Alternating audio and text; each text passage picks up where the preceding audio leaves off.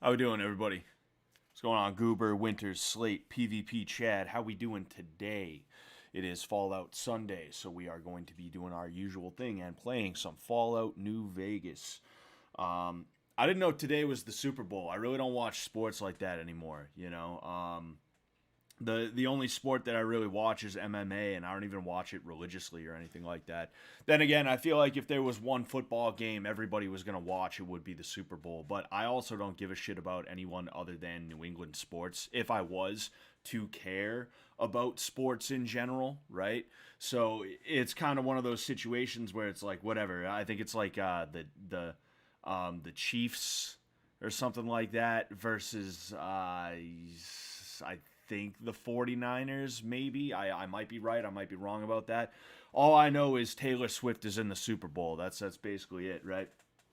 Um, yeah, I used to watch sports. I used to watch the football game with my dad on Sundays and stuff like that. Though it was kind of tough to watch sports with my dad. It was just weird. Um, so when I graduated high school, I had to start taking minimum wage jobs that I would be working Sundays for, and because of that, no football on Sundays. Excuse me. In addition to that, like I never really liked watching baseball. I loved playing baseball. Baseball was my sport, but watching it was like nah, no thank you. Um, Hockey kind of similar. I do like watching hockey, but it's like whatever, dude, Excuse me. Excuse me. I'm a connoisseur. I gotta watch for the ads. Yeah, yeah. I mean, like Super Bowl ads. Don't get me wrong; they're fun and they're funny, and I understand why people like them. But um, the other side of the Super Bowl is I found it to be very annoying having to watch with other people. Like I just mentioned it was hard to watch sports with my dad, right? I kind of understand the sentiment because there was one time I don't think it was the Super Bowl. I think it was a an AFC Championship game. It was one of the many years that the New England Patriots made it to the AFC Championships, and I was dating this girl at the time, and I went to her house to watch it with her and her family. And anytime something happened, she turned to one of her, like, I think it was an aunt or an uncle or something like that. She had some family members that were a little sus. They were a little suspect, if you get what I'm saying. They never said anything. They never had anyone around that would give you the confirmation that you needed, but you kind of had a certain feeling about them. They were a little bit light in the loafers. A little bit fruity tooty if you catching if you're picking up what I'm putting down. And like every time anything would happen, she'd turn around and she'd be like, hey, Uncle Joey, home run, ha ha ha. And it was like, fuck, dude, shut up. Shut the fuck up. I wanted to say that. This is my girlfriend and I'm at her house with her family and I want to tell her like, yo, shut your fucking mouth because it was 2 to 3 hours of just like a dumb joke that's not even funny in the first place. It's like a Full House sitcom type of joke. Um, yeah, hey, Uncle Silly Billy, uh, uh, 2 points, ha ha ha. Like that's what she was fucking doing, and it's like holy shit. So I almost resent anything that is designed for those kinds of people, right? Because that's what the Super Bowl has become. I can remember when football was about football, and now it's just not. And I don't even know when it really made the transition because back when I was watching football, I feel like it was still about the sport itself. But now it's about everything else. It's about the halftime show. What pop star is going to play the halftime show and what kind of like weird Illuminati bullshit is going to occur during it. What kind of spirit cooking ritual is going to occur during it, and what kind of funny commercials are there going to be, like anything that's for a middle-aged woman. I am just not a fan of in general, right? Anything for middle-aged women, seeing as how I will never be a middle-aged women.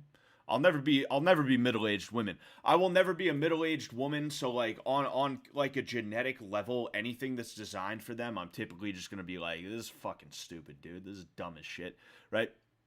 But then when that shit invades the shit that is supposed to be for me, right? Sports are for guys for the most part. It doesn't mean that women couldn't enjoy them or anything like that. It's just that sports and athletic achievement is meant to be for guys. That's the way that it is. That's the way the cookie crumbles. So when there's things that it's like icky girl stuff, icky, ew, right? When that shit invades the guy stuff, it's just like, this feels stupid. I may not be running around screaming about cooties anymore, and maybe I happen to like women now because my balls dropped, right? But there's still this thing in my head where it's like, why do I give a shit about these commercials in that way? They're for the middle-aged women to have something to make them feel like they're a part of this, right? Same thing with the halftime show, I just have flashbacks to my mom calling it the stupid bowl. Haha, the stupid bowl. Ha ha ha. Wow, that's so funny. It sounds like Super Bowl, but you're calling it stupid. Ha ha. Ho ho ho. Ha ha. It's like, dude, it kills me inside a little bit. I'm not judging you or anyone for. Oh, the audio sounds kind of low. Oh yeah, all right. I hope it sounds better now. It should sound better, right? I just turned up the gain a little bit, right? Let me know if it's a little bit too crazy. All right, I apologize for that. I don't know what the deal is, and this is why I don't like technology, right? As I said, I've been having issues with my streams lately where they just cut out randomly. That never happened before. It just started happening randomly, and now I'm trying to fix it, and I'm finding that most of the fixes that I utilize make it worse. I'm running tests, right? I did like 3 or 4 test streams between last night and today. And anytime I tried to mess with anything that somebody told me would make my streams not cut out as much, it made it so much worse, right? Excuse me. And then for some strange reason, my microphone, which I have not messed with in any way, shape, or form, is just it's low now. And you guys are saying I sound better. That's good to hear. It's good to hear, kid. It's good to hear, kid. Yes, modern technology is purposefully annoying. It's so ridiculous, dude. It's so ridiculously annoying. I hate it so much, But yeah, like, I'm not someone who's gonna like hate on the Super Bowl or anything like that. I may not like exactly what it's become, but if there's one thing that I find annoying, it's when nerds make fun of sports. A sport ball, haha. I understand that there's a certain amount of boomer soy regarding the Super Bowl as well as sports in general, right? I get that. Stone Toss made a very good comic where there's a boomer and he like peeks into his son's room and his son's playing Fortnite and like he's like, soy face, like going crazy over it. And he's like, son. And then the game is on in the background. He hears it. And then all of a sudden he's sitting in front of the TV, soyed out. Right, just like his son was. I get that. Right, I get it. I understand it. But I think it's no coincidence that a lot of the people who absolutely positively hate the Super Bowl are people who probably never really played sports in a serious way in their life. They genuinely never, like, if they played sports, it was like soccer when they were 5. Or maybe it was Little League baseball and they quit when they were 12, 13, maybe 14, right? And it was less that they were like, I want to do this. I want to be good at baseball, right? I want to be good at baseball. And more because they were like, oh, well, my mom makes me, they keep signing me up every year, dude. I don't know. I guess I'll just play. I guess, whatever, right? It's no coincidence that it's the people who sucked at sports that are now like, oh, you're watching the Super Bowl, bro? Oh man, sports ball, huh? Yeah. Oh man, I bet. Yeah, you really like watching all those other dudes, right? There's typically a racial component to it as well. I try to avoid anything racial on this channel for obvious reasons, but usually they sit there like, yeah, you really like watching black dudes who are better at sports than you. Yeah, wow, that's pretty weird, dude. You're pretty fucking weird. You're pretty cringe, bro. It's like, yeah, sure, fucking. That's what it is. That's what it is. I'm sitting down watching sports thinking, wow, that black guy is really good at sports. That black guy is so much better than me at sports. Wow. Yeah, that's what I'm thinking when I watch even like, say, the UFC or something like that. Yeah, that's totally what's going through my head. No, of course not. I'm just sitting down and enjoying some entertainment. And there's nothing wrong with that. I do find the stats guys to be annoying though. You know, like I don't need to know who the wide receiver for the Cleveland Browns is, and I don't need to know how well he's doing this season on a numbers level. Right? Again, when I did watch sports, I only cared about my teams, and that's it. I don't care who's on what other team. I don't care how great they are. I don't care that they're supposed to be some kind of phenom or anything like that. It does not matter to me. Overall, I just think when it comes to the sports debate, it's like, first off, why does there have to be a debate? Second off, like, when it comes to that debate, I think everybody's kind of annoying in one way or another. You know, whether you're a guy who's like, oh, dude, Tyquavius Jackson Lamar the third, dude, did you see that one-handed catch, bro? Dude, it was crazy. Whether you're one of those guys or if you're one of those like nerd, like pussy, you tried to play football and you didn't do that well at it, and because of that, you just decided to make your personality, you decided to make your personality one of, I use my brain. I use my brain. I read books and I use my brain. Okay, so like this whole sport ball thing, I don't need that. You know, there's a reason why the philosophers that we study, you know, the Aristotles, the Socrateses, the Socrateses. There's a reason why those guys were also very well versed in athletics. They were athletic dudes, and they would fight you. They would fight you over things, right? There's a reason why, and it's because the idea that you are either just smart or you're just strong, that's a modern invention made by weak pussies to try and justify why they're weak pussies. That's what it is at the end of the day. That's what it always was, right? You should be trying to work on both things, right? And one of the best ways to work on your athleticism, your body, is through athletic activity. I understand lifting weights is a very good way to get strong, and it's a very good way to look good. And I don't want to knock it, right? The only time I want to knock weightlifting is when I'm trying to piss off weightlifters, all right? But if I'm speaking honestly and seriously on the topic, I would say that yes, weightlifting is a very good use of your time. However, also, you shouldn't just be lifting for aesthetics. You should be trying to do athletic activities and sports.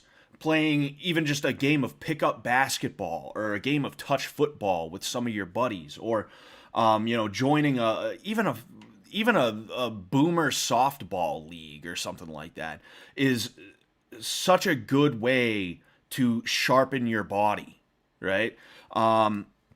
And then, of course, in addition to that, you should also be working the mind in one form or another, right? But the idea that it's only one or the other is like insane. It's insane. And like I said, weak pussies say that to justify the fact that they are weak pussies, okay? I was never much of a fan of sports, but watching fans of sports explain why they like sports is the same as any other fan watching something they enjoy. No reason to shit on the sport. Yeah, no, I don't have an issue with football or football fans. I just happen to think it is weird when somebody knows a little bit too much about it, you know? Even me, like, MMA is my life. I know so much shit. I could tell you so much shit about the sport itself as well as how to do it. But if you ask me about like random dudes in the UFC, I really don't know that much about them. I'll be honest with you. I didn't give a shit about Sean Strickland until like 2 or 3 fights ago, right? Colby Covington, did not really care about him that much until his first fight with Kamaru Usman. Right? Who else? There's plenty of guys that it's like I didn't care about them until they became someone. I don't know of every random guy. The most obscure name that I know in the UFC is probably Mike Malott.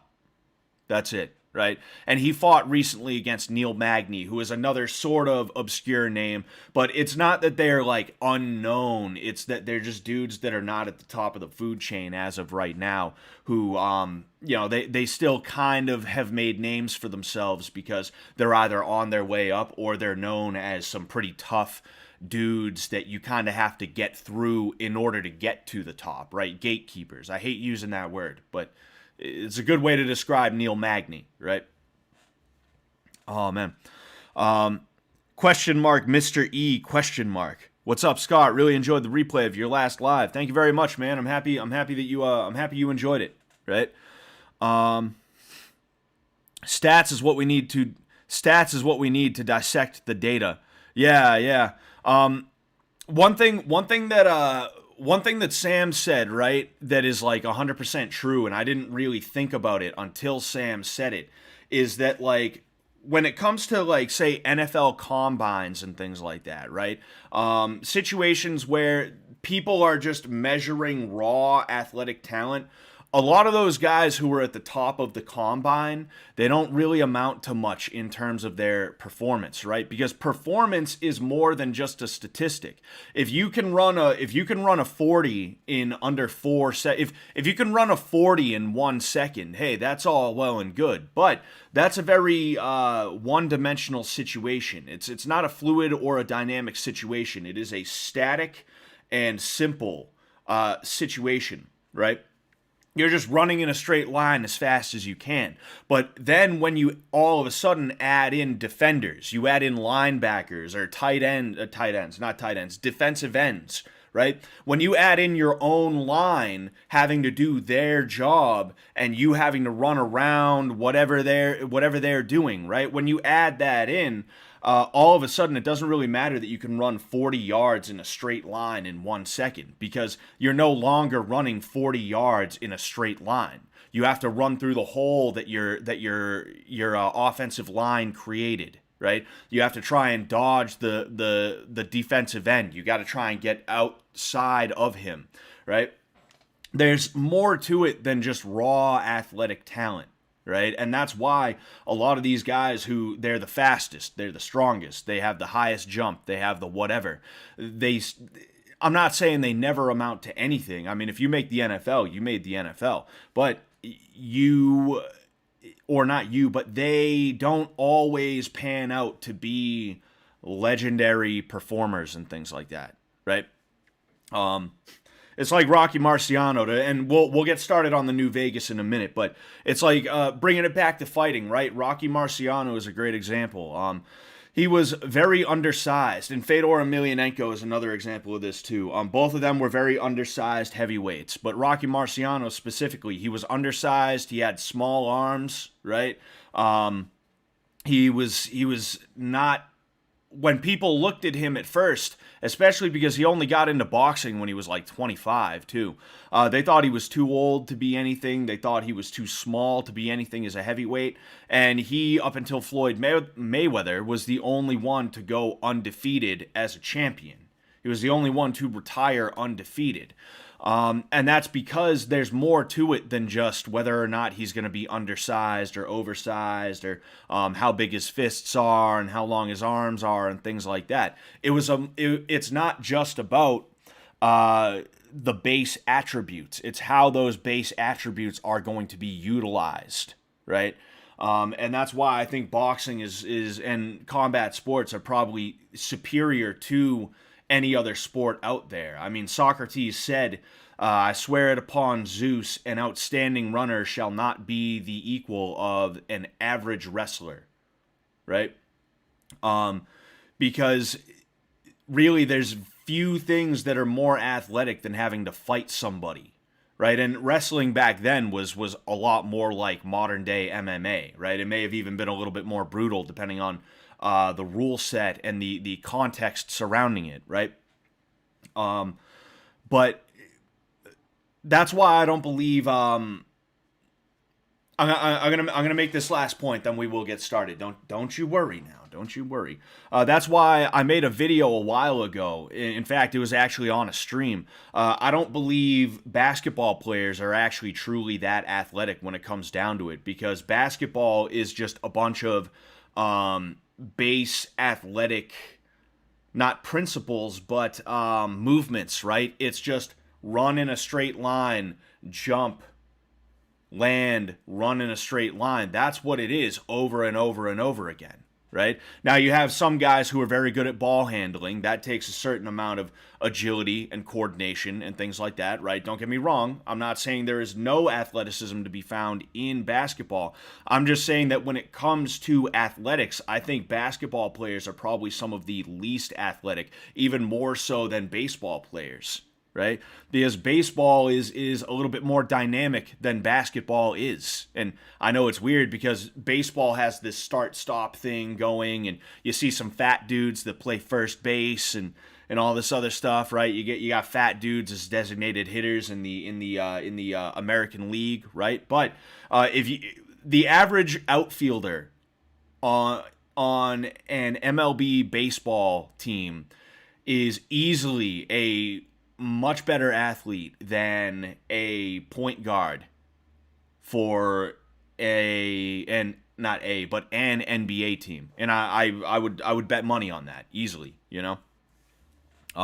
Scott, good at ball handling. Sullivan, dude, the best. I was the best in my hometown, kid. I handle the balls like nobody else did, bro. Have you ever played basketball? Yeah, I've played basketball. I played basketball for like 4 or 5 years, you know. Fucking. There's so much more to basketball than that, bro. Did I hurt your feelings? Did I hurt your feelings? No. Fucking obviously I didn't play basketball at a high level, right? But I played basketball to an age where it actually started to matter what you were doing and what position you were playing and shit like that. It wasn't like kids soccer when you were 5. You know, kicking fucking... You got the pile up of kids all trying to kick the ball at the same time, right? It wasn't like that, you know. I played basketball to an age where it actually started to matter, like what position you were playing, how you were playing that position, and whether or not you were able to, perform certain maneuvers and things like that. And when you look at it at the end of the day, outside the realm of, like, say... certain ball handling maneuvers and things like that. Basketball is a lot of passing, jumping, and running, and that's it. I stand by that, right? You got hops? Not really, especially not right now. I'm a fat boy, you know. Nah, that's all right, Caden Bennett. Fucking, you got your opinion, I got mine. You know, I'll tell you right now, I'm not going to change my opinion about basketball. You want to share yours, that's cool. You know, try and change everybody else's opinion, but mine won't. You know, I'm not going to be mad if you win the chat over on the subject. I'm just saying that, like, if you broke it down, you would see. You would understand what I'm talking about. You know, if you're a basketball fan, to you, it's going to make a lot more sense, or to you it's gonna be something different, right? Because you really, really like the game, and you understand the game on a level that a lot of other people don't. And I'm not even trying to say that, like, oh, you're biased. Like, you know, maybe you do understand certain things about it that I don't 100%. But at the end of the day, I understand athletics and I understand athleticism, right? And basketball is mainly a tactical or strategic game, right? The athletics is based around the tactics and the strategy. It's not athleticism in a functional way, right? Is what I'm trying to say, right? Who would win in a fight, a basketball player or a baseball dude? I don't know. You know, it depends on who, right? What are your thoughts on soccer? Is it similar to basketball in your book? I think soccer is on one level a little bit similar, but also I think it matters a little bit more. Like agility, speed, stamina, I think it matters a little bit more in soccer than it does in basketball. The field is bigger. You need legitimate ball handling skills outside the realm of just if you're like a point guard, you know? And it's nonstop action that doesn't really slow down, right? If that makes sense, right? That's just the idea that I get from soccer as opposed to basketball, where if you notice, there's a lot of times where dudes are just sort of, they're not. The play has gone by. Instead of trying as hard as they can to get in there and make a difference, disrupt what's going on, or add to what's going on, they just kind of light jog to where the action is, while whatever's going down is going down. You see a lot of that in basketball. Ballet must be peak difficulty for a sport. I'm sure ballet is like ridiculously hard. I'm gonna answer this question, then we're gonna get to it. Ben says, I'm blind to shit and don't like contacts, but want to do MMA. Should I just do it near blind? No, you should just get over it and wear the contacts. Really, you should just wear the contacts, dude. Fucking, I get that you don't like them, but you should just wear it, because what else are you gonna do? Oh, excuse me. Hey, it's up to you at the end of the day what you do. I'm not gonna tell you to not do anything ever or whatever, right? Like as I said, it's up to you. But if I was you, I would just wear the contacts. Oh wait, shit. Okay.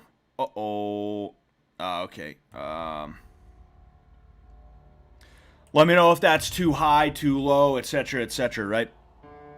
I think they get away with being lazier in basketball for sure. And I do think that, I agree, and I do think that's an issue with basketball, right? Not only do I feel that the things that they need are a lot more basic, right?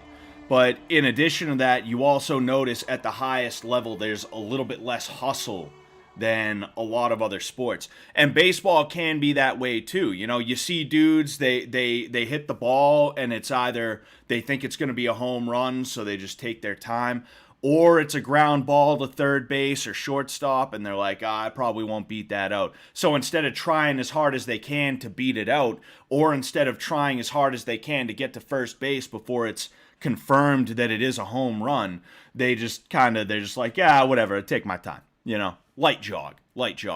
Being a Red Sox fan when Manny Ramirez was on the team was such a pain in the ass, because we loved the hell out of Manny Ramirez. We loved that dude so much. And he was kind of a prima donna. And one of the things that would happen is he'd end up smacking the ball. It would look like it's about to be a home run, but then it turns out it's only at the warning track. And this dude is still only halfway to first base when it hits the warning track. And it's because he's like, that's probably gone, dude. Fucking, I'll just... His last name was Ramirez, so naturally he's got a Boston accent, right? Dude, that shit's fucking gone, kid. I don't need a hurry. And then sure enough, it hits the warning track, and he's like, oh, shit, and he's got to fucking go now, Anyway, on with it. Does anyone know if I have to watch the Super Bowl on Nickelodeon to get to see SpongeBob, or will I see him on CBS too? That is a good question. I forgot about that. I don't know. Look, I don't know where you're gonna see SpongeBob, but what I do know is you're gonna see Taylor Swift no matter where, right? And again, like I mentioned earlier, that sports is not about sports anymore. It's about like money making and things like that. And that seems to be the way that they are trying to make money, is by pulling in the Taylor Swift fans who they're gonna watch this season because there's a love story going on between. I still don't know if his name is Kels or Kelsey, right? Again, I don't give a shit about this guy or football in that way, but I think it's funny, right? And I talked about this a little bit on PKA, but I'll talk about it a little bit now. I think it's interesting, and I think that there is a little bit something to this. Now, people are saying that, like, oh, dude, the Super Bowl, the fucking, it's all scripted, dude. I don't necessarily think it's all scripted. It's very hard. It's one thing to kind of get people to play a certain way so that, you know, maybe a team wins or loses when they typically would not have. That's one thing, right? It's another thing to be like, oh yes, everything's scripted, right? And maybe that's what people mean is the first thing that I was saying. Maybe that's really what they meant, right? When they said this. We'll go ahead. The music's playing. Oh, what the hell's going on here? Uh-oh. I forget exactly where I am. But maybe that's what those people mean, is like, oh, you know, they're trying to make it so that certain teams win, you know, and, like, I don't know, like, stranger things have happened. I'm not going to say whether I think that's true or false. I'm just going to say stranger things have happened. But it would be pretty crazy. It is pretty out there to say that that is definitely what's going on. However, what I do think is going on is it's a combination of two things. One, the NFL knows that they can pull in extra money, and this is something that I think Woody touched upon. They made like over $300 million more dollars this year than they did any other year because Taylor Swift is supporting her boyfriend, right? But not only is it that they're gonna try and pull in a little bit more money, I just remembered something. I got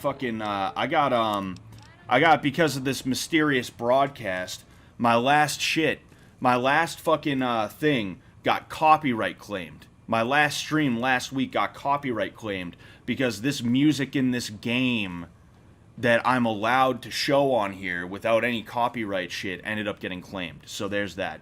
So sorry, no music, guys. But I think the other side of it too is that Taylor Swift appeals to a certain kind of woman. Now, the kind of woman that Taylor Swift appeals to is the type of girl who was pretty, she was attractive, but she was not a cheerleader, right? I can't tell you how many girls I knew in high school who Taylor Swift kind of hit the scene. She hit the scene when I was in middle school, but by high school she had kind of cemented herself as the basic plain Jane girl next door kind of girl in entertainment, right? And because of this, a lot of these girls that I went to school with, who they were very pretty, but because they weren't like in the popular girl cheerleader clique, they had a chip on their shoulder, right?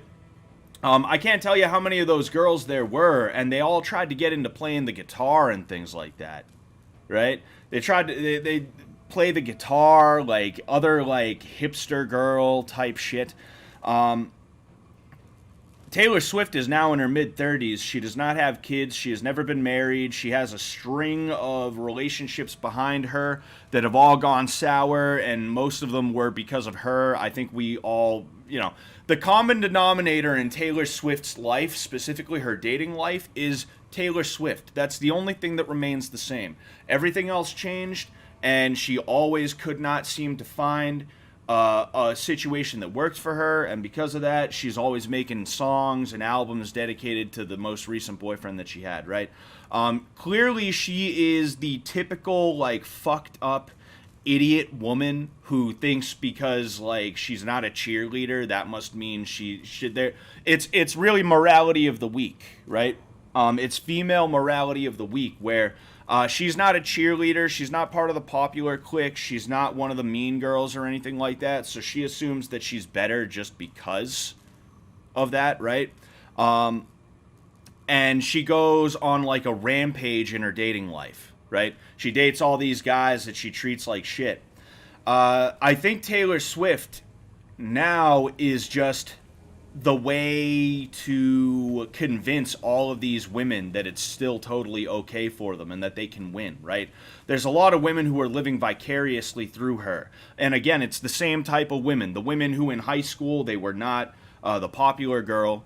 They were pretty, but they were not the popular girl. And I keep highlighting the fact that they were pretty for a very specific reason. It's because, unlike men, you can be a girl who is not at the absolute top of the food chain and still be considered valuable for your looks and things like that. You can still be valued for how you look. Again, so many of these women in high school that I knew that were into Taylor Swift, if they gave me a second glance, I would have been absolutely ecstatic because they truly were like pretty women, right? But all these women who spent their teens, 20s, and now their 30s just like being absolutely positively undateable, annoying, trend hopping hipster wannabes and things like that, they're starting to think to themselves, shit, maybe this wasn't such a good use of my time. But then they see Taylor Swift in her 30s end up with the type of guy they wanted to date in high school, the football star.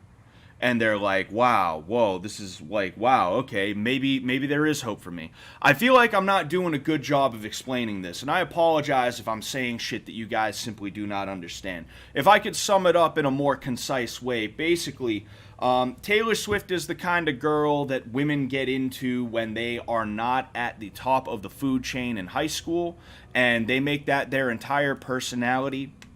They end up playing the guitar, maybe they get into photography or something like that, and they lust after the football player. But because they're not the cheerleader, they sit there, and again, it's their entire personality, and they have this weird angst about, like, why don't you date me? I'm better than the cheerleader. I'm better than the cheerleader. She wears short skirts. I wear t-shirts. She's cheer captain, and I'm on the bleachers, but I'm the better choice, right? That's the type of woman that listens to Taylor Swift.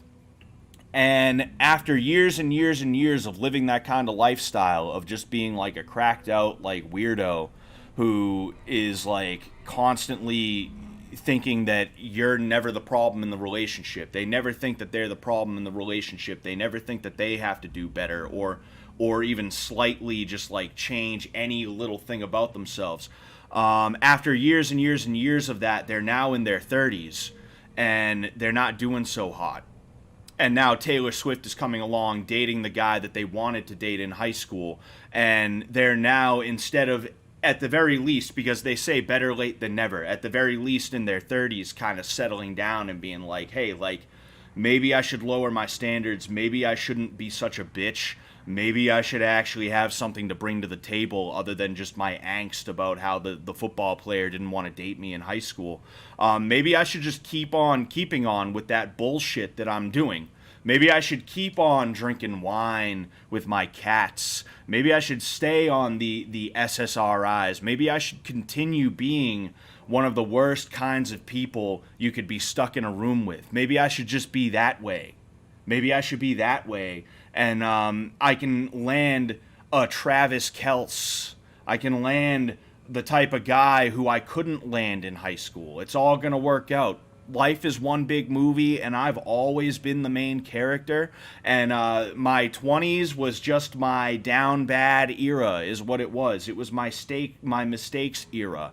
Because that's one thing that I think is funny, and you see like Taylor Swift type people doing this, is they're calling the different phases of stupidity in their lives eras, because it makes it sound more romantic, and it makes it sound less like it was actually truly horrid mistakes that they made and bad decisions, because you can't call everything they did and said a mistake. Truthfully, they knew what they were doing the entire time most of the time, and they just decided to do it because it was easier for them to exist and get what they want in the short term if they were absolute pieces of shit, right? Instead of calling it what it is, stupidity and selfishness and evil, they're calling it eras, right? These women are now just sitting here thinking, oh, it's okay, that was my down bad era.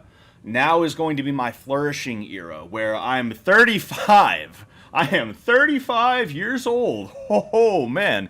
And I'm going to land a star quarterback, right? That's really what it is. Kelsey, all right, whatever his name is. What's going on, Huckleberry? How you doing, man? I'm just ranting about Taylor Swift here. I meant to do this before we got into the new Vegas, which is why I'm like here, like just standing in a dingy room. I apologize for that. But that's kind of my thoughts about Taylor Swift, and that's kind of my thoughts about the NFL this season. I did not watch a single game under any circumstances. It's not that I was like, no, I can't and I won't. It's just that I just didn't bother, because who cares, right? The Uncanny Valley Research Center has been canceled until further notice. As in, until someone notices it. Haha, funny. But, yeah, that was my thoughts about, like, the NFL this year, you know, and as someone who didn't watch a single game but kind of knows how it works with people like Taylor Swift and things like that. That's what Taylor Swift is. That's why she got so big, other than the fact that she had a dad who was in the record business, right? I'm pretty sure her dad was like, got him. Her dad was like rich from like, I think banking or something like that, but then also he was in the record industry. So it was a natural choice. But that doesn't mean Taylor Swift is like, oh, she just had a hand up. No. Where is he? Oh. Every little thing about her was coordinated. Every little thing. She got big as a country folk type star because they knew that it would be a good way for her to enter into the business. And then as time went on and she became more established, they purposefully pushed her in a different direction. And that's when she became like full on, like, you know, pop star and things like that, right? Bop. Bop. Bop. Uh-oh. What the hell? Got him. Oh man, I hope he doesn't completely fall off. Oh no, we got a pair of legs here.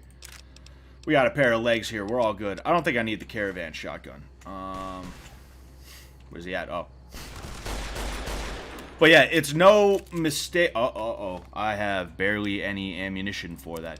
It's no mistake that things happened the way that they did with her, and nothing about her is real insofar as she is an original person who has her own thoughts and feelings on things, and she decided that she would embark on like a music career where she speaks some kind of truth, right? Everything about her was a focus group. Everything about her was a target demographic. That's really what it was. That's the truth about people like Taylor Swift. She's not the only one. Ariana Grande, another classic example, right? Katy Perry, very good example. She made a Christian album, a gospel album, right? And she really didn't do too well, right? I don't know that she didn't do too well. I think it's more so that she just didn't go she wasn't mainstream, because gospel music is not mainstream. And then all of a sudden she comes out with I Kissed a Girl, or whatever the name of that song was. And at the time, that was a pretty shocking song to be coming out with. And it's no coincidence that that's when she blew up. It's no coincidence, right? That was a very purposeful thing on her end. She didn't just magically decide she's going to go from gospel music to singing about kissing girls and stuff like that. There was somebody behind her who was like, hey, we have this music we want to be out there. Hey, you might as well sing it. Guess we might as well do it. Anyway, peace out, lobotomite. Got him. There we go. But yeah, there's my Charles Carroll rant for the day. Fuck him.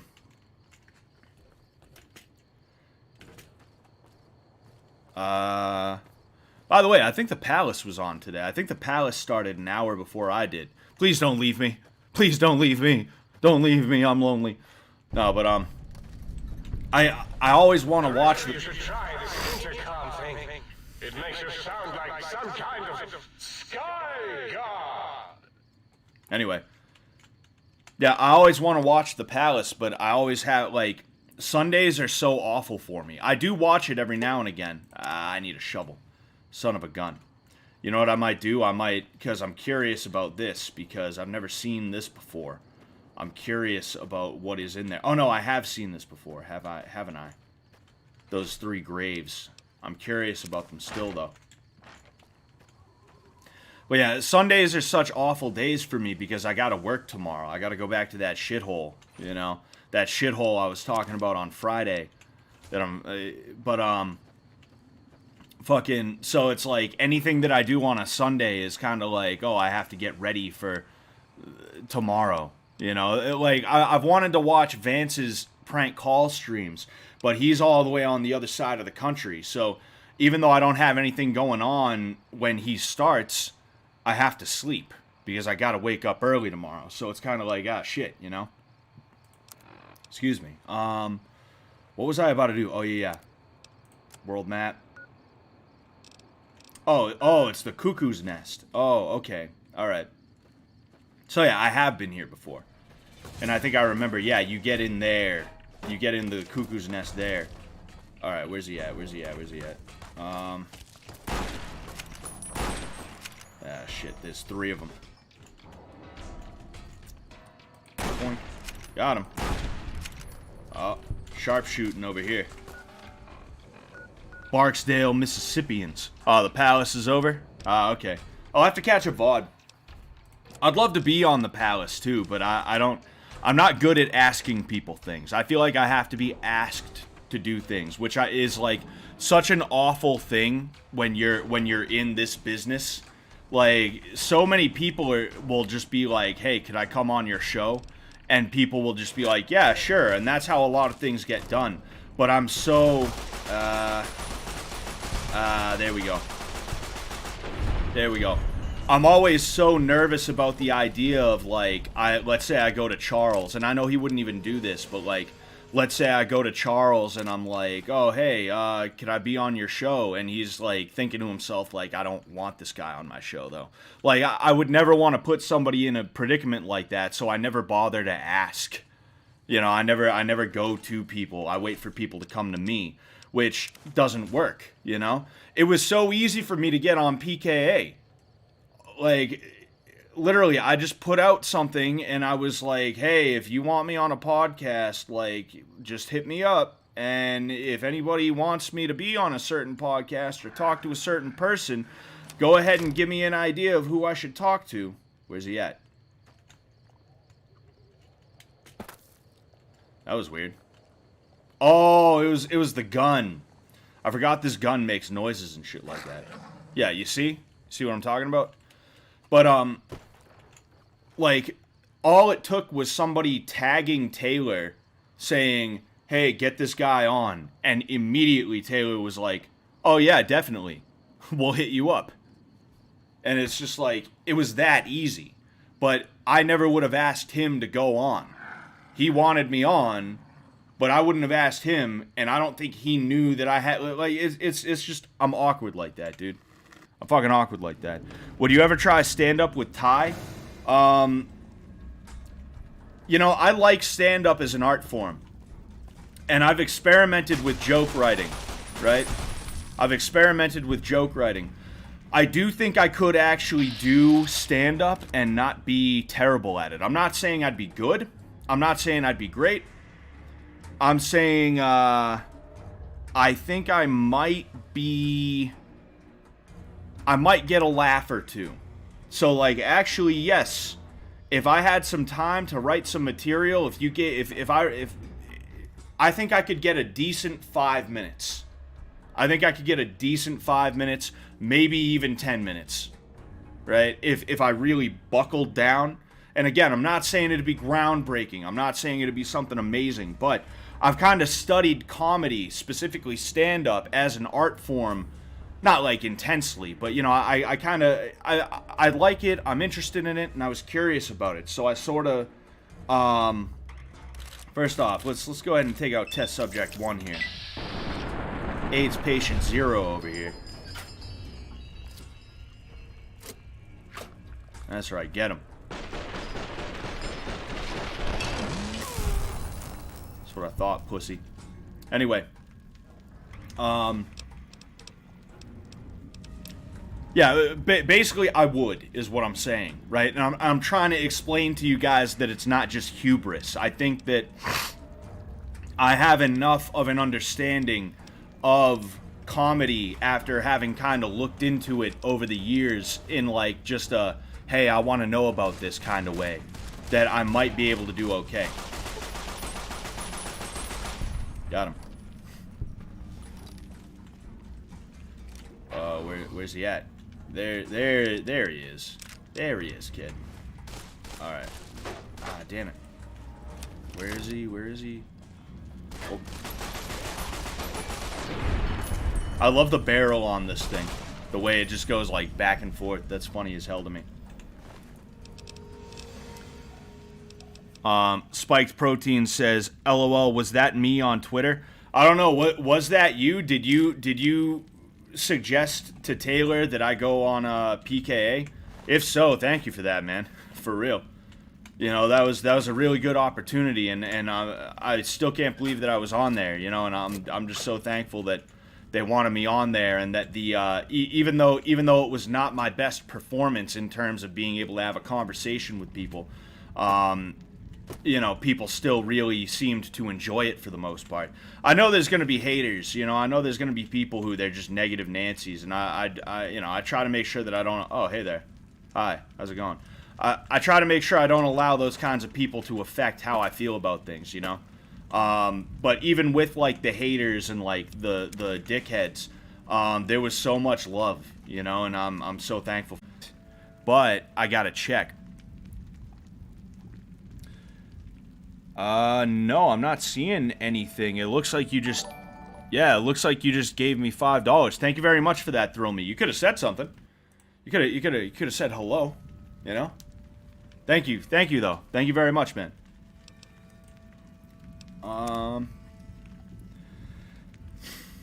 Well, thank you very much, Spiked Protein. I really appreciate the hell out of that, dude. I don't even know what I'm supposed to be doing in here, honestly. I'm just kind of like... I'm aimlessly wandering because I have it in my head that I'm like, fuck, I have no ammunition for anything. I really need to get that shit. Ah, here it is. Here it is. I forgot I was getting that stuff. This is for, yeah, you know, I'm taking these so I can feed them to the toaster. I should also get mugs for Muggy as well. Another one. Alright, cool. This toaster's about to be eating good. Eating good in the neighborhood. Is there a, man, no, there's no place for me to sleep. I need somewhere for me to sleep, because I don't want to use a ton of stim packs and things like that, but it looks like there is not really any place for me to, so I might have to just use the stims. The stimmies. I forget if I looked inside that. I think that had one stim pack in it. Damn. Dag nabbit. Oh, Big Book of Science. I'll take that. I guess I'm eating a carrot.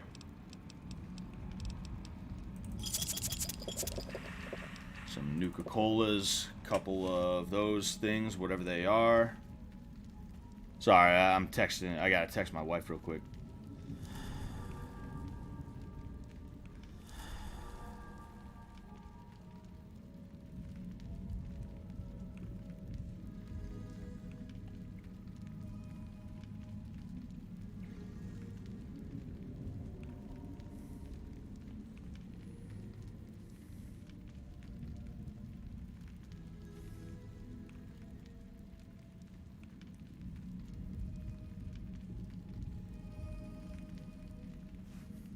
Okay. It's your personality that gives way to people wanting to see you on the shows. Thank you, man. I appreciate that.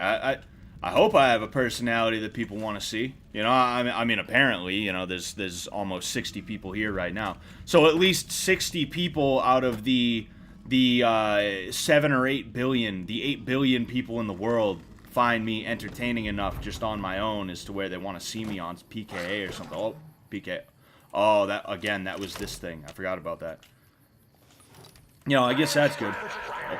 Oh, man. Damn. I might just have to run, too, because... Actually, nah, I think I'm good. Ah, man. Ah, shit. Yeah. See, those things are really hardy. You know, those things are not any kind of joke. I'm gonna see if I can just kind of blast him, right? Oh, got him. Nice. Einstein 69, Scott, I am your father. What's going on, Dad? How you doing? What was I gonna say? Yeah, I mean, it's like I said, people liking me is new to me, you know, and you know, it's something that I don't take lightly, you know, because I know how easy it is for people to dislike others, including me. And because of that, I'm trying to be as careful as I can be about the way that I act, you know. Some people said that I had no some people said that I was just a regular guy, I have no personality or some shit like that, and it's like, actually no, I'm just very careful about what stories I tell, you know.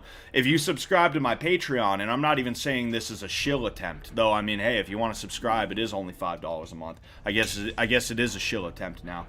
If you subscribe to my Patreon, you're gonna see stories that I tell that are not the stories that just a regular old average Joe, right, would have under his belt, right?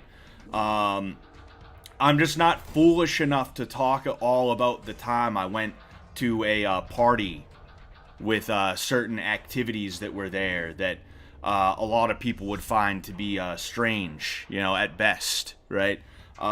There's a story about a party that I went to that turned me back into a Christian, right?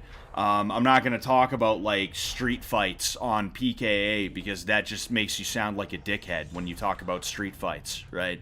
I'm not going to talk about, like, a bunch of stuff like that because why would I put a lot of that stuff out there in that way? And then in addition to that, these are guys that I've never talked to before, so I don't want to come on too strong, right? Ah, man. Oh, there we go. There's the stranger. There he is. Alright, come on. Where is he? Oh. Ah, man. Damn. Should I hit him with a go? Oh, man, I got so much flamer fuel. I think I really don't even have a choice. I think I have to use this stuff. Yes. Haha, go fuck yourself, pussy. Go oh, dude, there's more of them? There's fucking more of them. Ah, holy shit, bro.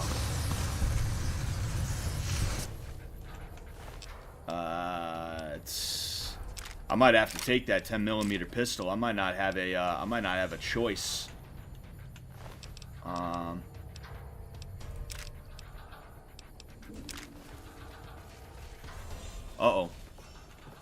I literally forgot about those guys.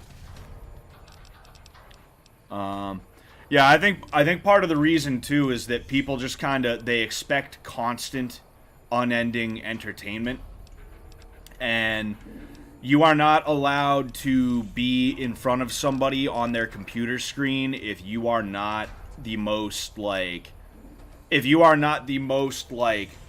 just in your face sort of like, haha, yeah, I'm crazy and fun type of person, right? And I think that's an issue with Fish Tank. Not Fish Tank itself, but the way that a lot of people viewed Season 2 of Fish Tank. I'm actually going to talk about this in the video that I'm working on, not to show my Patreon again, but for my Patreon.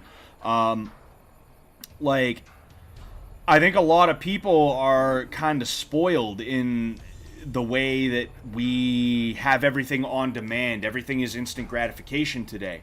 And because everything's instant gratification, whenever there's something that is not absolutely positively 1000% for us, either that or we just are not that entertained by it, it's just not something we're like, you know, we find that compelling. I gotta get out of here, dude. Whenever there's something like that that's in front of us on our computer screens, it's not even just that we're like, you know, oh, this is boring. We straight up get angry about it, you know? People legit get angry when there's something on their computer screen that they do not find to be the most entertaining thing they've ever seen. I don't know. I guess I'll try the, Damn, I'm kind of desperate here. I am sort of... I'm getting desperate here. I'm not going to lie. Anyway. Einstein says he's proud of me. Thank you, Dad. Thank you, Dad. That's something I definitely look forward to seeing your act. I'll tag Ty. Well, I mean, the thing is, I couldn't go out to California. Jeez. I apologize, Ty, for calling you a Californian for a second. I couldn't go out to Texas like that is the issue. I actually do have a buddy. He's somebody that I fought years ago. He does comedy. If I wanted to do comedy, I could get on one of his shows. I know he would allow me on there, right? I would have to show him what I got, obviously. But I could easily do that. But the thing is, I'll be honest with you, I don't especially have a desire to. It's not something that I'm like, oh, dude, I should totally 100% do this. I just feel that I probably could if it came down to it, right? I wouldn't waste Sam's time by being like, hey, man, do you think maybe I could tag along to a comedy show? I wouldn't waste his time. Not that I'd be wasting my buddy's time, right? It would be more like I'm asking my buddy, the guy that I fought, for a favor more than anything, right? And since he has a lot of people who are they're just getting started, either that or they're on their way up in the comedy scene in New England, it's kind of the place that I would want to and have to go, right? And there's actually some really funny dudes that are at his stuff, too. Oh, boy. Armor condition sucks. Man, I really should have stocked up before I came here. That was such a foolish idea on my part. I thought I was all good. I thought I had everything I needed, but I did not. I did not. And I don't want to just, like, I don't want to... The hell? Oh. Oh. The door opened, and I was like, what's going on here? Like, huh? I didn't hear anyone out there. Ah, man. I'm in bad shape. I'll survive this encounter, but, you know. Literally just kind of standing, being a bullet sponge. Ah. Oh, wow, okay, I got him. I think he's still alive, but, you know. Fuck it. Fuck it. Yeah, oh yeah, he's still alive, but I'll finish him off here. Got him. Fucking executed. Jeez Louise. Jeez Louise, kid. I'll take it. I'll take it. Explains why I'm so angry right now. Modding Skyrim, SERN. Oh, special edition. That's good for you, Skull Dude. I still have no clue how to make mods work. Buff out. Fuck it. Oh wait, what am I doing? I thought I was using the drugs. Usually I don't use drugs in this game. I'm straight edge. All right, I do straight edge playthroughs, but I think I kind of need them right now. What up, pussy?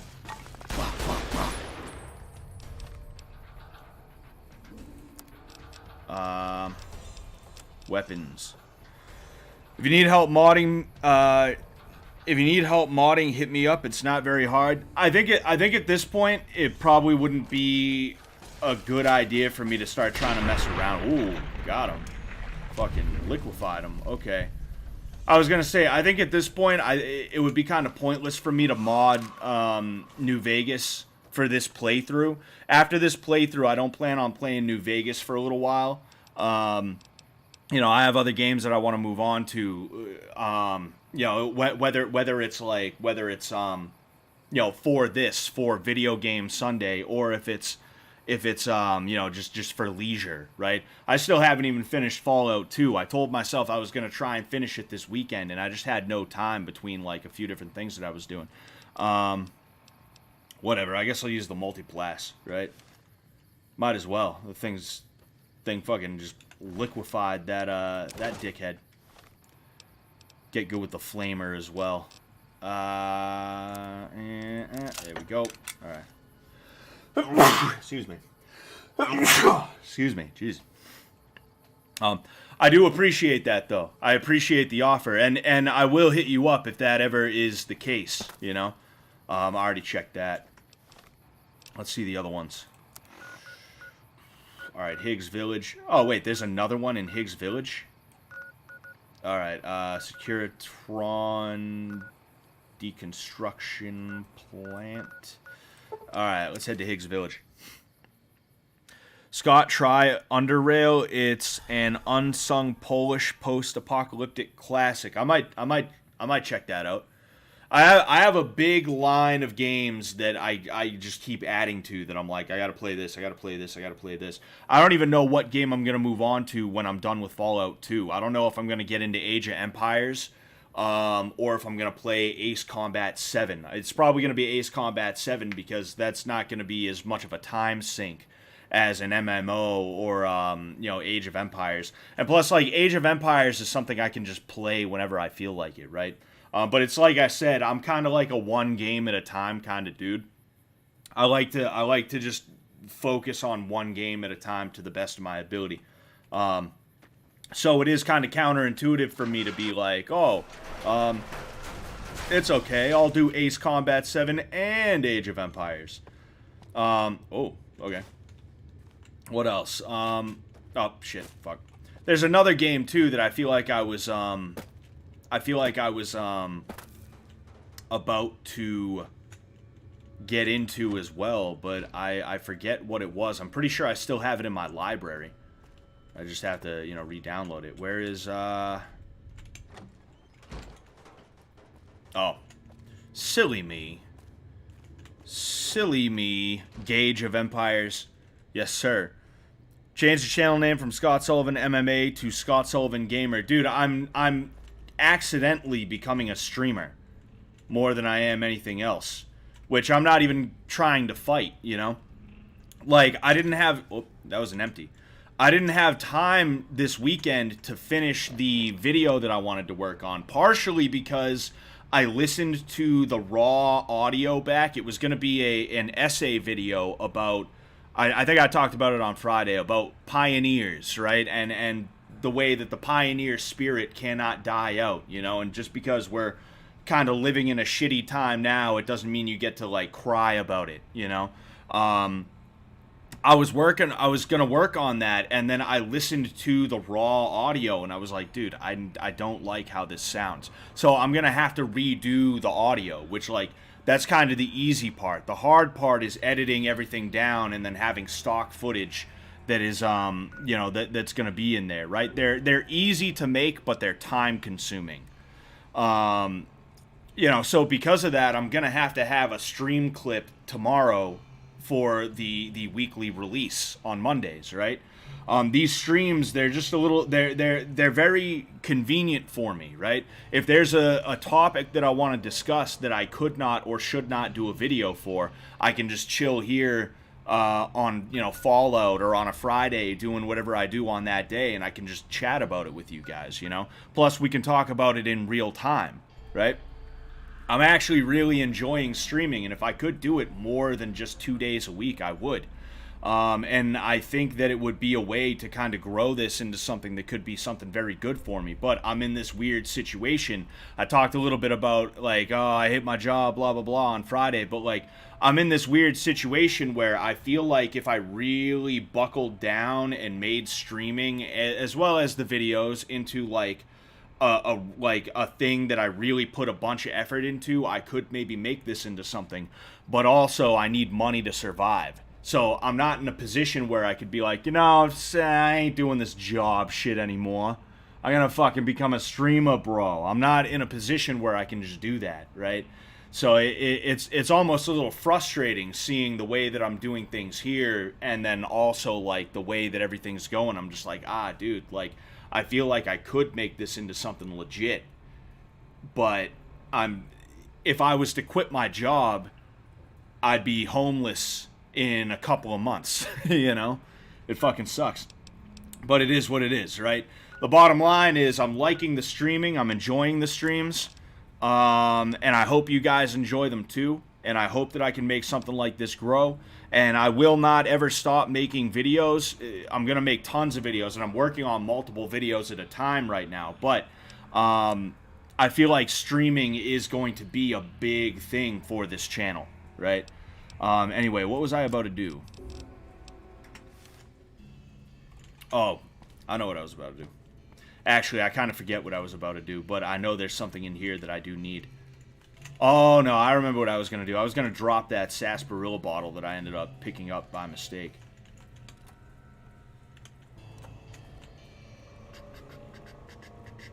Jeez. Got a fucking Alki in here. Alki, addicted to Mentats. Addicted to fucking Altoids. I think I'm good. I think I can put my weapon away. Where's the thing? Oh. Oh, nope. That's not it. Is it in here somewhere? There we go. Oh, there's the buff out. There's a toaster. Oh boy. Where is the thing in there? Why am I having such a hard time right now finding this thing? TikToks seem to get more traction with viewership. It's all about how you play your cards. I'm sending good vibes, homie. Thank you very much, Wicked Radiation. And yeah, oh, it's in here. I'm an idiot. I walked right by the one room that actually matters in this house. Whoops. Thank you very much, Wicked Radiation, you know? What was I gonna say? Yeah, and like TikToks, like I feel like I definitely need to get back into doing them. I have a backlog of shorts from like YouTube and Reels from Instagram that I could easily just pull down and throw up there. But I don't know if TikTok is going to be good for me specifically. I know it's good in a general sense, but it's like, are the Zoomers gonna see me playing New Vegas and give a shit? Maybe they will, and in fact, I think Zoomers probably have a certain appreciation for New Vegas, right? But it's like I don't know, man. Then again, maybe I'm just being like an idiot right now. Maybe I'm just being a dummy and I need to shut up. Who knows, right? That's probably the truth. That's probably the truth of the matter, if we're being honest here. But you know, it is what it is. I'll get it figured out, you know. But I am starting to take this a little bit more seriously in terms of the strategies that I'm trying to employ about things. I'm not waiting forever to release videos. Like, I released the Sneeko video yesterday specifically because I knew that by Monday, maybe it's not old news, but it's old enough news as to where less people are going to care, you know? Just as an example of how I'm, like, you know, I'm kind of trying to form habits surrounding this, you know? I feel like it's also a bad thing to talk about the meta in this way. Me sitting here like, oh, I have plans and I'm going to be trying to do this and that, and I'm from a business standpoint, that's something where, remember when Monkey Jones was beefing with Quentin Reviews? I used to love Quentin Reviews, and then he turned into, like, a fucking, like, whatever he is now. I don't even know. Like, I remember there was a State of the YouTube podcast episode where Monkey, Rusty Cage, Emp Lemon, I think it was just those three. I think it's always just been those three. Man, I'm gonna feel like such a dickhead if I forgot anyone who was in State of the YouTube. But basically, Quentin Reviews came on and they tried to talk about the issues between Monkey and Quentin, and I just remember Quentin talking about making a video that he really should not have made because it was like a scumbag video to make. And he said it was a good business decision for him to make that video. And I just remember sitting there thinking like, wow, what a shithead. That is such a pussy thing to say. I made this video that made me look awful and was like an awful thing to do and say because it was a good business decision. That is like that's, I didn't have a lot of respect for him at the time. If I did have any respect for him, I lost it immediately because I recognized that all of this is just one giant grift for him.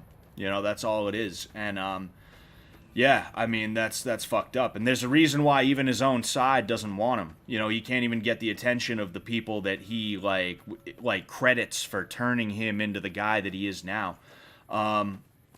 you know, and because of that, I want to be very careful about what I say and how I say it, you know, including when I'm talking about, like, how the sausage is made, right? What's your favorite Quentin vid, Scott? I don't really remember any of them like that. I just remember there was one joke about superheroes that he did that I thought was absolutely, like, it was like hilarious, right? And it was funny. You know, it was like useless superheroes, basically. I thought that was pretty good. But I enjoyed his videos were cozy, for one thing.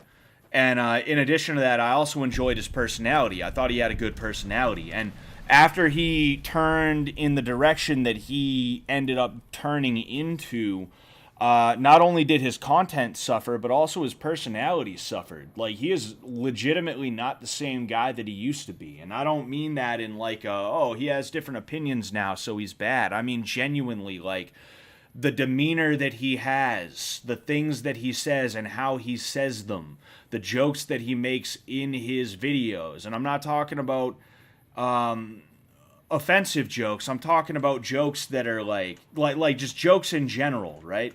They're just so lame. He is lame now. But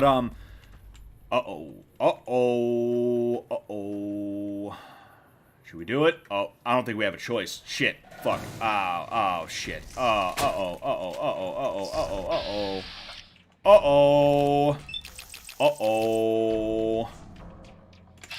Boink. Oh, man. That barely did anything. Oh, no.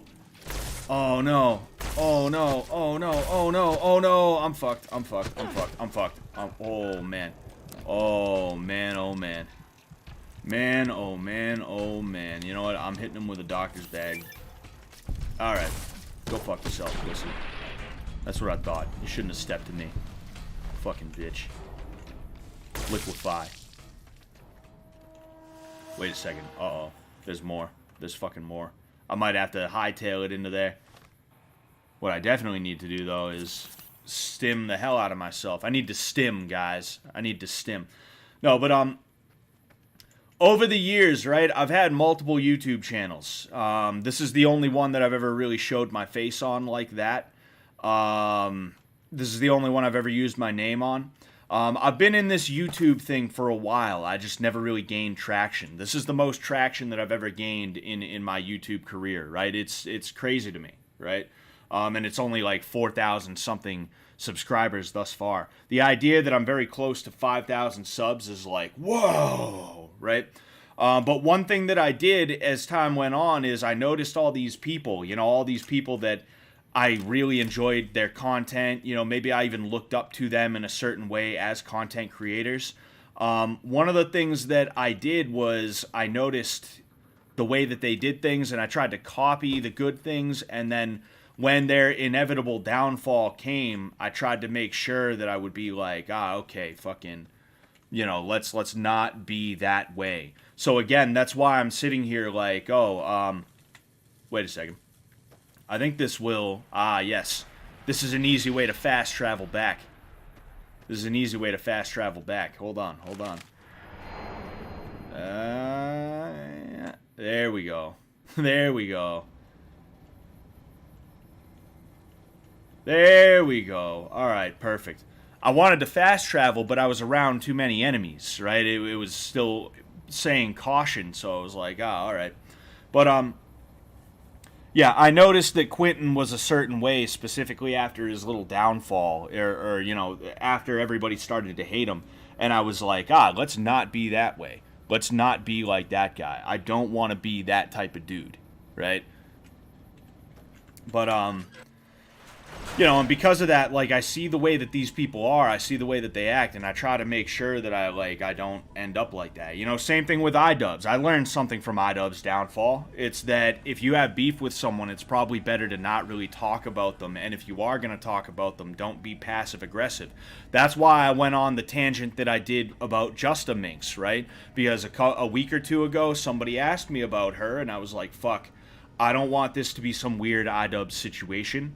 I don't think it would turn into one, but I don't want it to be weird like that. So I'm just gonna spill everything about the situation with Justa Minx and how we don't talk to each other, and I tried to be her friend, but she was a bitch, and this and that and the other thing, right? That's why I did that, is because I learned from iDubbbz that it's not a good thing to sit there in your ivory tower throwing tomatoes at people who are like, hey, we just want to know why you did that, bro. Right? It's bad. It's bad. Also, if you have beef with someone, don't be a passive-aggressive loser about it. Just be like, hey, I don't like this guy. This is why I don't like this guy. Whatever. All right? It's all down there. Let's move on, I did hop in Minx's stream the other day because somebody said that she broke her nose and she was crying on stream, and I was like, geez, is that true? I wonder if that's true. So I hopped in, and then I chilled for a little bit. I said some stuff in the chat, but other than that, I'm not really trying to like be in her streams and stuff like that, or like in her Twitter replies or anything like that. I'm not saying you guys can't do what you're doing, and I'm not saying to never bring her up to me again. I'm just saying, like, I'm probably not going to be working with her in any way, shape, or form. She also, her mods, without asking her, also banned my name from her chat. If you send a message with my name in it, your message will not be sent. It auto filters out, which is like really weird. And again, it just speaks to her having a cult that surrounds her, that tries their best to control her thoughts and actions, which is like absolutely disgusting. But let's talk to the sink. Oh God, look at you. You're filthy. I suppose you'll want to clean up then? Would you train Quentin how to fight if he asked? Says hi, Ecuador. It depends on who he's fighting. If he was fighting Mumkey Jones, that would be a hard no. If he was just fighting and he was ass out, he had absolutely positively nobody else to help him out, I might consider it. Right? Because here's the thing, I don't like Quentin Reviews. I think he's a bit of a fucking weirdo, but I don't think he's some Hassan tier loser. I don't think he's some Vosh tier loser. I think Quentin is just trying too hard to be accepted by people who are dog shit. And because of that, he himself has become a little bit dog shit. And because of this, I would have no problem with being in a room with him.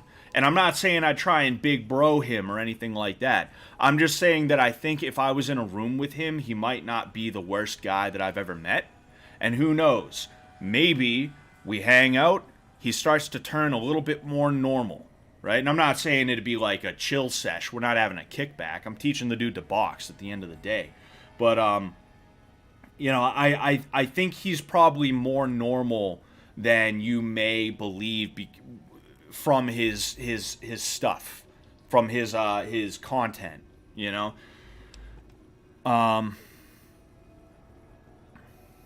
Did you take Wild Wasteland? Oh yeah, of course I took Wild Wasteland. That is a prerequisite to every playthrough. You always take Wild Wasteland. Hi Ecuador says, honestly found the whole Justa Minx stream boring. It was like a jock trying to mog the goth girl at the lunch table, and she was into it, but pretending not to be badly. Yeah, I still am not 100% sure. On one hand, I thought it was like playful and joking and stuff like that. But then on the other hand, she also said she was going to have me on, and she was totally going to like make fun of us and like make fun of me and like shit on me and stuff like that. And then also the way that she treated me afterwards, it's like, oh, maybe that was all real. Maybe I went in joking around and I still mogged her, right? And she was like 100% serious. Maybe that was the whole thing, right? I don't know. But bottom line, you're probably never going to see me and her in the same.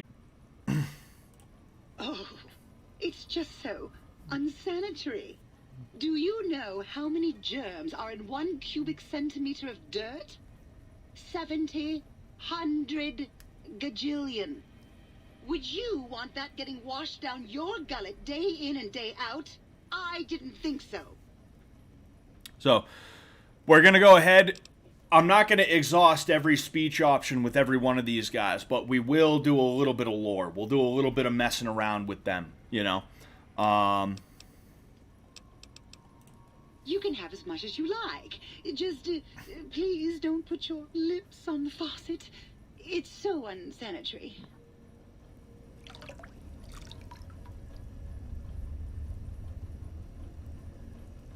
Sorry, somebody said something to me on Instagram. Somebody's talking shit.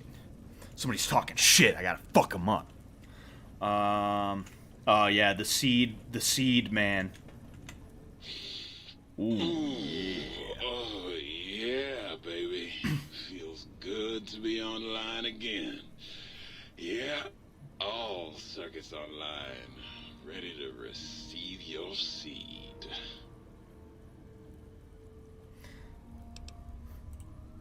Your seed, baby. I'm the original, certified, rarefied, testified GS-2000 Biological Research Station. Yes, sir. I'm a seed cloning machine. You got seeds? I'll clone the shit out of them. Bonjour Skeet says, Fallout 3 was super good until the Tranquility Lane scene. What don't you like about the Tranquility Lane scene? I don't think it was, I from what I remember, I don't think Tranquility Lane was like the worst, you know? I'm not like trying to press you or anything like that. I'm curious as to why you think that's kind of where the game, you know, took a hard left, right? It's the miracle of life, baby. You bring me some succulent genetic samples, and I'll work my mojo on them. Clone you up all kinds of plants. Oh, yeah. I can also break them down for you, if you're into the kinky stuff. Bring me any old plant parts, and I'll grind them up into salient cream for you. Yeah, you like that, don't you, baby? Joker Reloaded, Jet fired from MDE, context please. Yeah, I don't know what happened. I just got a text from Sam and he said, "Hey, I need you to referee a boxing match." And I was like, "Between who?" And he was like, "Me and Jet." So I went down there, they duked it out, and after that, you know, just fucking, I don't know, you know, I don't know what the beef was about. I didn't bother asking, and you know, there's that. Sometimes things happen, you know. Sometimes things happen. And Bonjour Skeet says, and I don't know what it is about isometric games, but I cannot stand Fallout 1 or 2. I'm sure they're great, but I have no clue. The thing about Fallout 1 and 2, right, is that since we have modern games now, you are going to kind of have to shut off that part of your brain where you're like, why aren't I doing first person, you know? If you can get past the first 10 to 15 minutes of the game, I think it really opens up hard. Like, it's really, really good after the first 10 to 15 minutes. You kind of get into a groove. That's what I found with Fallout 1 and Fallout 2, right? I tried to play them 10 years ago. I bought the box set off of Amazon, right? And I had this shitty laptop that I used to own. And I used to play Fallout 1, right? But the thing is, I could never get past like 5 to 10 minutes in because it was just like, fuck, this is too slow and too boring, you know, too slow, too boring, fucking. And then I was like, oh, like, hey, let's fucking like when I tried to play it this year, or I guess last year at this point, when I tried to play it last year, I was like, all right, I'm going to sit down and I'm going to play these games even if I hate them. Because I feel like I need to play these games to really appreciate what Fallout is, right? That's kind of, you know, that's kind of what I made myself play them. I made myself play them. And like 10 to 15 minutes in, I was like, oh, this is actually not that bad.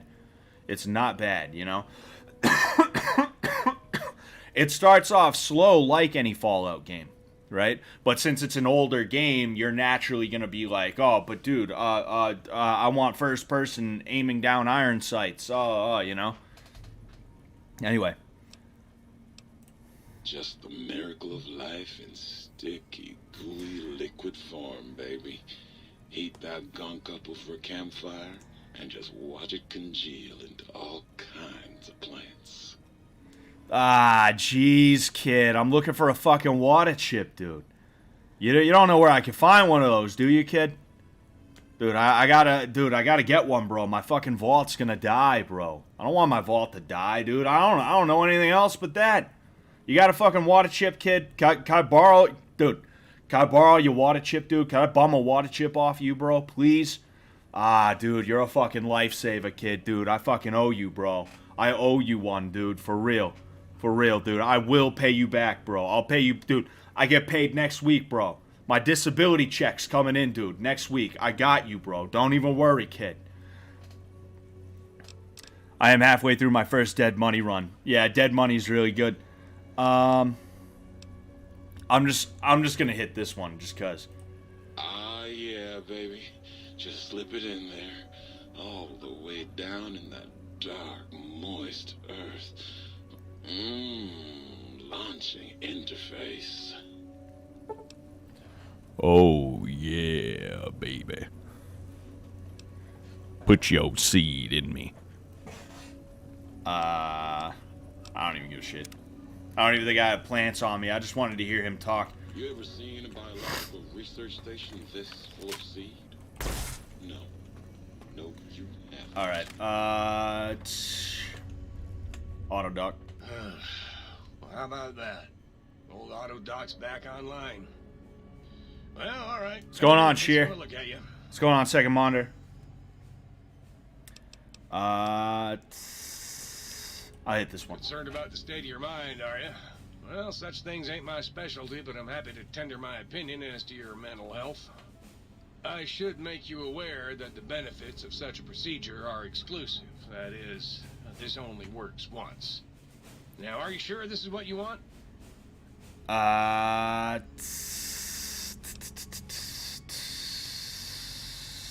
Fuck it. All right, just try to relax. This won't hurt, unless your sense of self is especially vulnerable. The Autodoc psychiatric evaluation will allow you to redefine the traits you've selected when you created your character. You may only do this once. Are you sure you want to proceed? Actually, no, I think I will wait on that. I thought it was going to be like some random thing that's just like, hey, you know, like, this is fucking, you know, like, I'm going to do some random shit to you, man, you know? Alright. Ah, good day, citizen. Library Processing Unit 232.7 is online and ready to eradicate sedition. Of course, citizen. That's my duty and sole joy in life. All those books from before the war, full of seditious, treasonous, complicated thoughts. Just dump them in and lickety-split. I'll have them pulped, scrubbed clean, and pressed out again clean and white and sedition-free.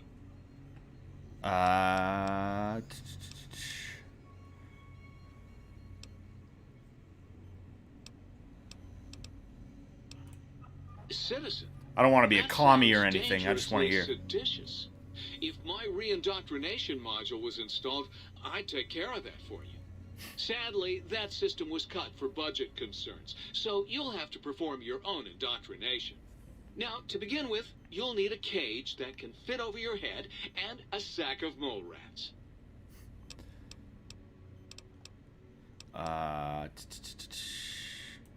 Alright. Questions are dangerously close to independent thought, citizen. This is one of the best DLCs. Story is mad good and dialogue is well written. Yeah, I wasn't a fan of the the dialogue in the beginning because like we sat here for like what felt like 10 minutes just waiting for it to be done. But like it is really good dialogue when it comes down to it, you know. This too, like typically I wouldn't be walking around just talking to people for the sake of talking to them, but I'm running through these because I feel like it's good to experience this with each other. What's going on, yo? Scott, you need yourself a Sanrio GF. What's a Sanrio GF? I don't know what that is. Is Sanrio like a place? I would assume it is. Sounds like it's got some Latinx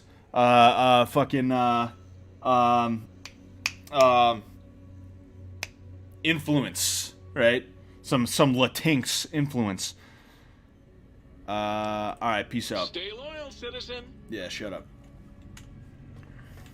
We're gonna save the toaster and we're gonna save Muggy for last. We're gonna talk to the other light switches and everybody else. My partial functionality restored. Was partially joking. Don't look into it. Now I have to though. Now I'm a little bit afraid to, but I have to.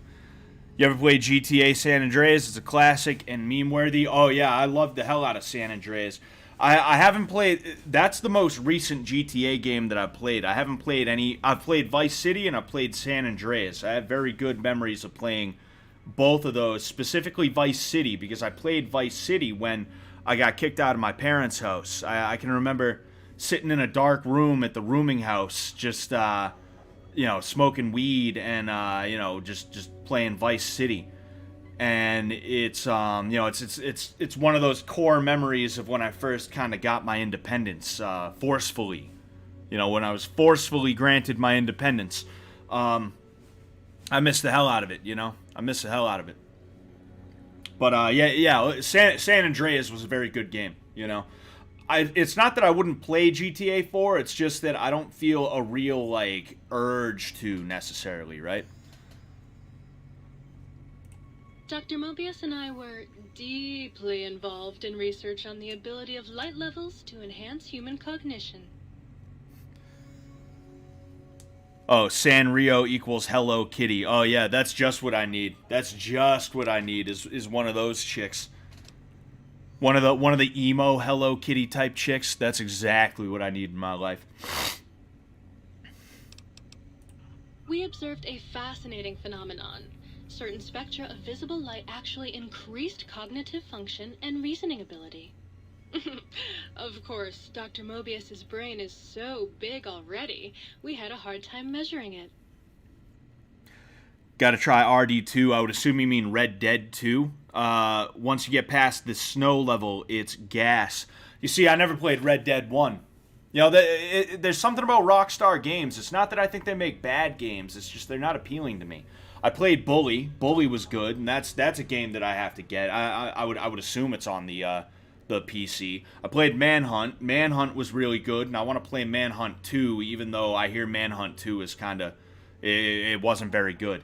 What else? Vice City, San Andreas. They make some really good games that I have played and I've enjoyed the hell out of, but I don't feel that need to get off my ass and go to the store, or in this case, I guess, boot up Steam, and buy it, Alright. Certainly. I'm looking forward to it. Yeah, sure thing. Where's the other light switch? It's in here, right? No, it is not. The other light switch is somewhere around here. Was it in here? There was another light switch, I thought. There was 2 light switches. And they would bitch at each other, too. They hated each other. Ah, here we are. That was a nice little, cat nap. How long was I out? I was Dr. Mobius's personal assistant. We were studying, oh shoot, what was it? Oh yeah, lightning! No, wait, lighting. That's right, how lighting affects human interaction. Manhunt 2 is off the chain. It's really insane and fun. Yeah, I heard people weren't... You see, here's the thing about Manhunt 2, right, when it comes down to it. When I hear people critique it, they don't critique the mechanics. They don't critique the controls. They don't say it's not fun to play. They just say that it's too egregiously violent. They make excuses for Manhunt 1, right? Manhunt 1 is very violent, but, I mean, you have choices as to how violent you want the deaths to be. And, it's really a commentary on the dark side of humanity and blah, blah, blah. Manhunt 2, people are just like, oh, it's egregious murder in video game form, and it's bad, and it's not artful, it doesn't say anything. Like, that's what I hear when people say anything about Manhunt 2, which, that's part of the reason I want to play it, is because I enjoyed Manhunt 1 so much.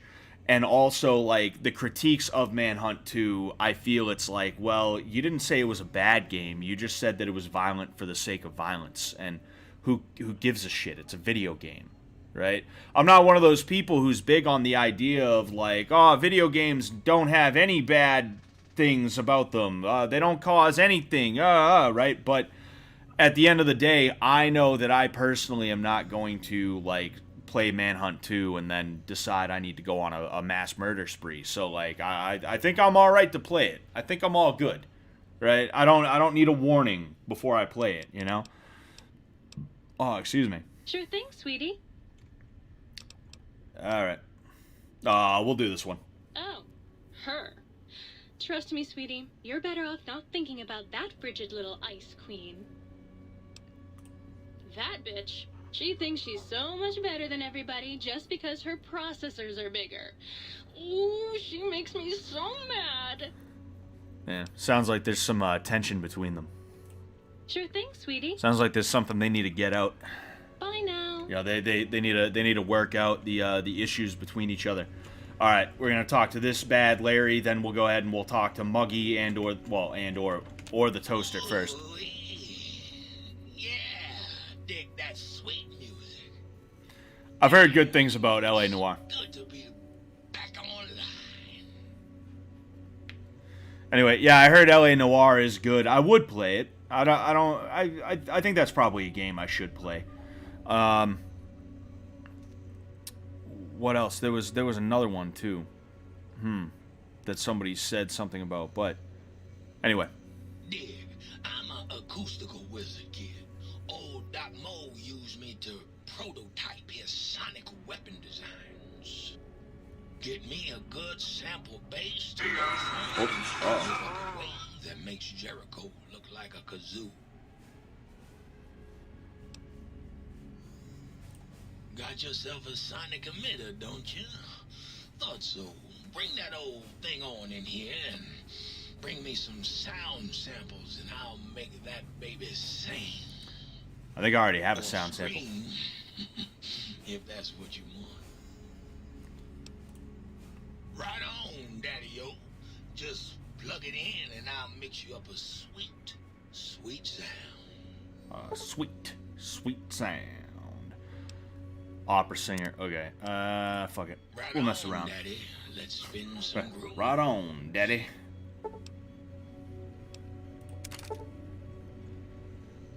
Select desired recalibration setting for the sonic emitter. I thought I already... okay. I guess we're doing opera singer. Alright. We'll talk to the Toaster, then Muggy. I like them both about equally, but I want to talk to Muggy last. I am online once again! Tremble, world, before my electric heating coil of doom! A toaster is just a death ray with a smaller power supply. As soon as I figure out how to tap into the main reactors, I will burn the world! Buddy, if my heating element were just a little bigger, you'd be on fire right now! On fire! Have you ever tried to indulge in all-consuming urge to kill when you don't have opposable thumbs? Or hands? Or anything other than a bread slot? You'd have a lot of pent-up anger too. Well, since I can't kill you, I guess I have to listen to your inane questions. You should be afraid! I am the scourge of all small appliances, and the boogeyman that keeps lesser toasters awake at night! So you murder toasters. Not just murder! I tear them apart and render them down to their base components! Once their guts are spilled, you can do with them what you like! Well, well. What have we got here? Another innocent little toaster. Come here. I won't hurt you. Ha! Gotcha! Oh, yes. The sweet smell of spilled electric guts. The sparking diodes. I fucking live for this! What's better, Fortnite or Warzone? I'm not sure. I've never played Fortnite. It's not that I refuse to play Fortnite. It's just like, you know, why would I? You know, I'll play Fortnite once if you guys really want to, right? I make fun of the Zoomers that I teach, though, whenever they talk about Fortnite. And they talk about it to purposefully to try and mess with me. You know, we bust each other's balls about it. Alright. Nice. Microfusion cells, energy cells, good. Oh, nope. That was a drained one. Mad scientist scrubs. The commies have eyes everywhere, citizen. And that means they're not just commies. They're peeping toms. That is true. That is true. Fuck the commies. Better dead than red. Alright. Here he is. You! Hey, you! Yeah, you! Got any mugs?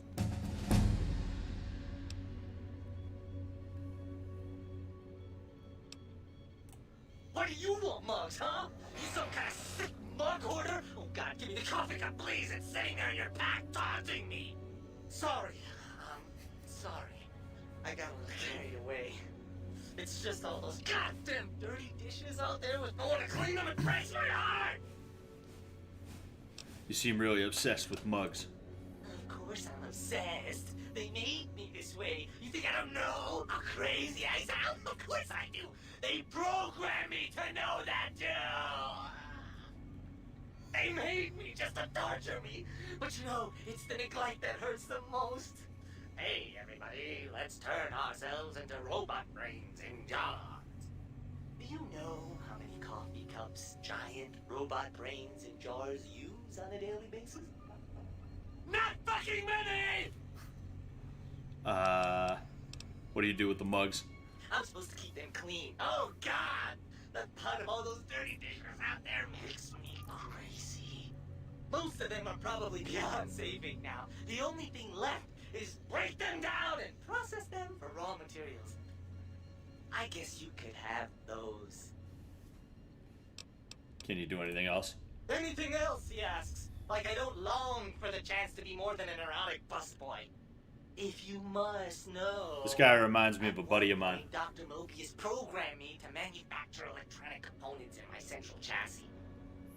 That module got corroded when the toaster spilled hot crumbs down my fence, though. If you find a backup somewhere, I could maybe do that for you. Alright. Is the new subject mugs? Of course you don't. Why would you? You're not an insane robot obsessed with coffee cups. Muggy is Jones in bed. Junk. Dude, he's straight fiending for those things. I'll ask him who he is. You really want to know about me? No one ever asks about Muggy. You made me so happy. Maybe you've seen some of those big, imposing Securitrons with their lovely laser guns and rocket launchers and scary faces? I'm not one of those. Dr. O was always jealous of House Industries, and he thought it would be fucking hilarious to build a tiny neurotic Securitron. Big fucking laugh! So, you got any coffee cups for me now? Fuck him. Sure. Nobody wants to hang out with Muggy. I get it. Aw. So long, pal. I'm sorry, Muggy. One of the reasons to play Fallout 1 and 2 as well is like I didn't really appreciate the humor and the aspects of New Vegas, specifically this DLC, right? Old World Blues. I didn't really appreciate it until I played Fallout 1 and 2, because I now understand the significance of these little jokes. Like the intercom thing, where the doctors say, like, crazy stuff. I could close my eyes and I could picture the speech bubble. They don't have speech bubbles, but they have, you know, the text when you click on an NPC that is not voiced, right? I could picture that floating over an NPC's head, right? Like some of the things Mobius or what's his face, the other guy, Klein says, right? And it makes it a little bit more fun. It makes it a little bit more interesting. But yo, thank you for $1.99, man. Thank you for the $1.99. RD2, please. By the way, you like my profile picture? Get past the snow level. I'm having a hard time seeing what your profile picture is, but no, I see what you're saying about Red Dead 2. Maybe I'll check it out. But for now, you know, we have New Vegas on the stream. I'm not saying we never will. I'm just saying that, for one thing, if I was to get Red Dead 2, I'd probably play that through on my own first before I play it on stream. You know, but it would be a while before I do play it on stream if I was to. I think there's really no choice but to throw a bunch of stuff in energy weapons, because I really have, I need to, you know. Oh, the profile pic is Damiel? Oh, yeah, no. Now that you mention it, I can kind of see. I was like, huh, that's weird. Like, that's probably someone I'm supposed to know, but I can't tell exactly who it is. But no, you're right. That's Damiel. Duck says, yo, Scott, you ever broke your nose in MMA? I had my first nose break. It's tough. Not my nose, but I fractured my orbital. I'm pretty sure this is the orbital. It was a very small hairline fracture. It didn't really hurt or anything like that. I didn't even know about it until I went to a specialist like months later. It had healed up. I'm pretty sure it had healed up. I am pretty sure it had healed up. Either that or it was like very, very close to being completely healed. Lord knows I have. She's just such a bluesy. Yeah. Shut up, Light Switch. Nobody asked you. Anyway, yeah, but that's the only real facial injury that I have had that was of note. In addition to that, I also had a cut right here from the punch that did it to me, right? It kind of got me here. And, you know, that took like 6 or 7 stitches to close. I remember I took those stitches out myself, and there was a slight infection that... It wasn't really like an infection. It was just, what happened? You know, there was like a weird pimple there, and I had to pop it. But like it was all good other than that. Have you ever played Stalker: Shadow of Chernobyl? It's a masterpiece. I've heard very good things about that game. That's a game that I wouldn't mind playing, but I don't know how I would get into it. I feel like it's probably a game that I'd have a hard time getting into in a real way. Not because I don't find it to be fun, but because like I feel like it's uh-oh.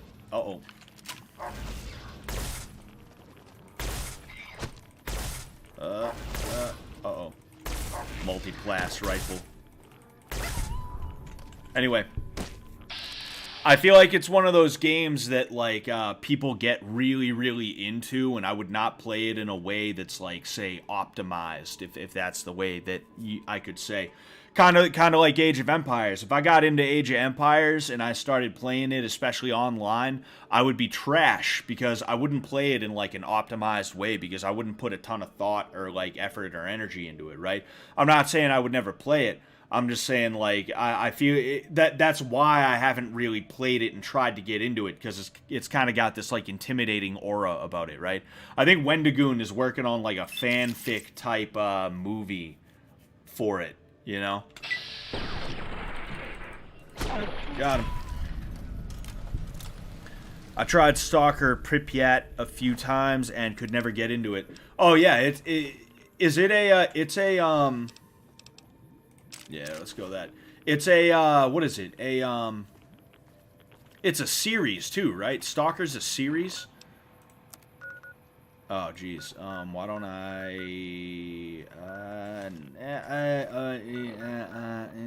yeah, you know what? Fuck it. Fuck it. Red Dead 2 is a game that really stuck with me. Just finished it about 2 months ago. It is now one of my all-time favorites. The story is really damn good and has, as well as all the hidden stuff. Yeah, no, I heard Red Dead 2 is a very good game. It also feels like it came out yesterday. Whenever I think of Red Dead 2, I feel like it came out a month ago, but really it's been years at this point, hasn't it? Didn't it come out pre-COVID? I'm pretty sure it came out pre-COVID. Am I incorrect about that? Am I correct? Incorrect? I forget. The story is amazing, though. Oh, I think you had to play Fallout New Vegas as a kid to enjoy it, because I'm 22 and that shit sucks ass, fam. It's so clunky. The story is amazing, though. Maybe, you know. Maybe. You know. I get what you're saying. From a gameplay standpoint, you know, it's not the absolute greatest, right? I get what you're saying, but I do think it's a very good game, you know. Am I headed the right direction? Ah, fucking A, dude. Son of a bitch. Alright, you know what? Oh, fuck. I'm stuck here. Damn it. 2018. Yeah, geez. 2018 was fucking that was 6 years ago. That is insane. 2018 was one of the best years of my life, and it was 6 years ago, and it's crazy to think about, you know? Some of the best years of my life were I want to say 2007, 2008, 2013, 2015, and 2018. You know, some of the best years of my life. And whenever I think about the best years of my life, I'm not going to lie to you, sometimes, and I think this is completely and totally incorrect, if I'm being honest with you, but sometimes I feel this way. Sometimes I feel like the best years of my life are behind me. That would be, that's insane to think about. There's no way that's even true. I think I'm just ODing on nostalgia, because 2022 and 2023 especially was they were such great fucking years, dude. And I guarantee you 6 months from now, I'm going to look back at 2023 and be like, dude, one of the best years of my life, right? You know, it's crazy how nostalgia works that way. All right, let's see if I can fast travel. Dude, I wanted to fast travel here so that I could follow this pipeline down and go there. Now that's just kind of happening naturally, right? Being 7 in 07 was fucking lit. I feel bad for kids nowadays. Dude, being 12, 13 in 07 was even better, you know? Fuck him. The world is not as fun as it used to be. The world is not as good as it used to be. And this is not just some baby boomer thing either. I'm not saying that there is nothing good in the world. I'm not saying the world is not and cannot be fun anymore. There's definitely a lot of good things about this world that we live in. Don't get me wrong. But the world that we live in today is not nearly as good as the world we used to live in. And I think... it was a combination of things, right? Some people, they point to a certain event that happened in 2001. That was definitely a watershed moment, if you want to call it that, right? I think that would be the word, watershed moment, right? But I think it was really just kind of a decline after that, and I think where it really got bad was 2014. It's kind of a meme to talk about Gamergate nowadays, but I do think Gamergate was kind of the moment where everything just sort of tipped to where things suck. And I'm not trying to say oh, if video games suck, the world sucks. That's not what I'm saying either. What I mean is there was something about Gamergate where the stuff that had been getting worse and worse as time had gone on, it kind of hit its stride in a way that gave it so much I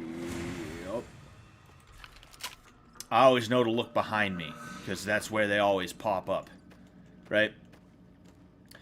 There's just, the shit that sucks hit its stride in such a major way that there was no way the next 10 years was going to be anything but dog shit, right? 2014 happened, and things started to suck, but we still felt like there was hope. 2015 happened. Things started to suck even more. 2016, 17. Things really, really started to suck, and I think by then we all kind of knew, like, I don't think things are going to be good for a while, but there was at least still some stuff that felt good in that way. But, you know, by the time, like, 2019, 2021, 22, and even though I do think things are kind of sort of starting to get a little bit better, I'm not going to lie to you, but even up to today, everyone is just kind of, we all understand, like, okay, like, this is garbage, you know? Oh, alright, he finally found me. Sounds like there's another one. I thought there was another one. I thought I heard someone else swinging at me. Damn, I was 18 in 2007. What a time to be alive. It really was a nice time to be alive. And the thing is, being 12 or 13 I forget what I was. I was 11, 12, or 13 in 2007. I don't even remember. Jeez, but being that age at that time, I couldn't even experience everything as it truly was, you know? I couldn't experience pop culture in the way you could as an 18-year-old, right? For me, like, when I think of, like, oh, the first time I was truly 100% ready and able to experience culture, I think of, like, between 2012 and 2016, right, is when, because I turned 18 in late 2012, right? Very late 2012, I turned 18, so I could, like, buy cigs, and I could, you know, do certain things that I was not able to do before. I was a legal adult. And then, you know, 2015, I turned 21, right? So things were still kind of new to me at that time, and I was able to experience things without having to be like, Mom, could I get this video game? Right? I could do that. And, you know, to be 18 in, like, 2007, 2008, I feel like it may have, in certain ways, beaten out being 18 in, you know, 2012, 2013, even though there's really not that much of a, I mean, it's not that there's not that much of a difference, it's that, they were kind of close together, right? I hope you guys understand what I'm getting at, you know, I'm kind of explaining something that's a little ethereal, you know, it's something that people typically wouldn't bother trying to put into words. And it's probably coming out a little bit wonky, but I feel like you kind of understand what I'm saying if you have those experiences, if that makes sense, right? Like I dated a girl, I was 23, she was 29, right? And the differences between us were not that huge, but they were big enough simply because she was 18 in 2007, 2008, and I was 18 in 2012, 2013, right? She was kind of on, you know, she was in the middle of a certain culture that by the time I was 18 was kind of on its way out, right?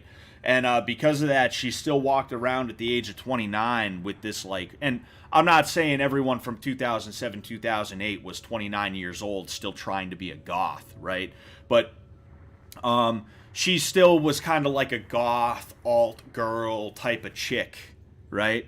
And she was like a very metal inspired, very like emo metal inspired goth alt chick, whatever you want to call it, versus a lot of the alt chicks today, the alt chicks today who like, they're kind of inspired by like rappers, like alternative rappers and things like that, right? You see those types of chicks. It's interesting to watch. It's interesting to kind of see and study, right? If you pay attention to it. But like the differences in culture and the differences in what you're able to do and what you're able to get away with severely affect your outlook on life as well as the way that you live your life, you know? And I feel that a lot of kids today probably don't realize how bad they have it because they're just doing their best to have fun in a fucked up world that is stunting their growth. But in addition to that, you know, they don't know what it was like before that, you know? The internet used to be so great. YouTube used to be so great. And if you weren't around for it, you would never know. YouTube today, you probably would think is like, oh yeah, YouTube's pretty cool. YouTube's pretty good. If you just only started using it within the last like 3 to 5 years. But the truth is, like, YouTube today is trash. It is garbage. It is the worst, you know? And it's so difficult to even like be on this platform, you know? Oh, uh-oh, took the wrong one. You know, and you constantly look back to like 2011, 2012 YouTube, back when it first started to pick up in a real way. You know, 2007, 2008 YouTube was really, really good. It was novel. It was kind of a new thing, and people were really having fun with it and stuff like that. It was a very creative platform, but there was no money on it. But then 2011, 2012 YouTube, when the money first kind of started to hit, you had all this great shit. There was all of this great shit all the time, you know? The fact they let us watch that is crazy now. Yeah, oh yeah, it is. I graduated in 2008 and none of us had smartphones. I think I was 20 when I got my first one. Dispersal from botanical gardens predicted in the late evening. See, that's what I was talking about with the Fallout humor, right? That's something you would expect to hear from, like, Fallout 2, right? And I'm sure, like, the further you go back, there's certain things that just get better and better and better and better and better, right? I feel like there was more soul in Fallout 1 and Fallout 2 than there is in, like, certain other games today. I'm not even saying Fallout 3 or, like, Fallout New Vegas. Definitely Fallout 4. There was more soul in Fallout 2. What the hell? I thought I grabbed the thing that I needed from there. There was more soul in Fallout 1 and 2 than there was in Fallout 4, like by a mile and then some. You know, by a country mile, right? You don't have as much soul in things anymore. Things are soulless as a ginger, because everything is just like, it's about the bottom line, and it's also about trying to not be like, oh yeah, I forgot about that.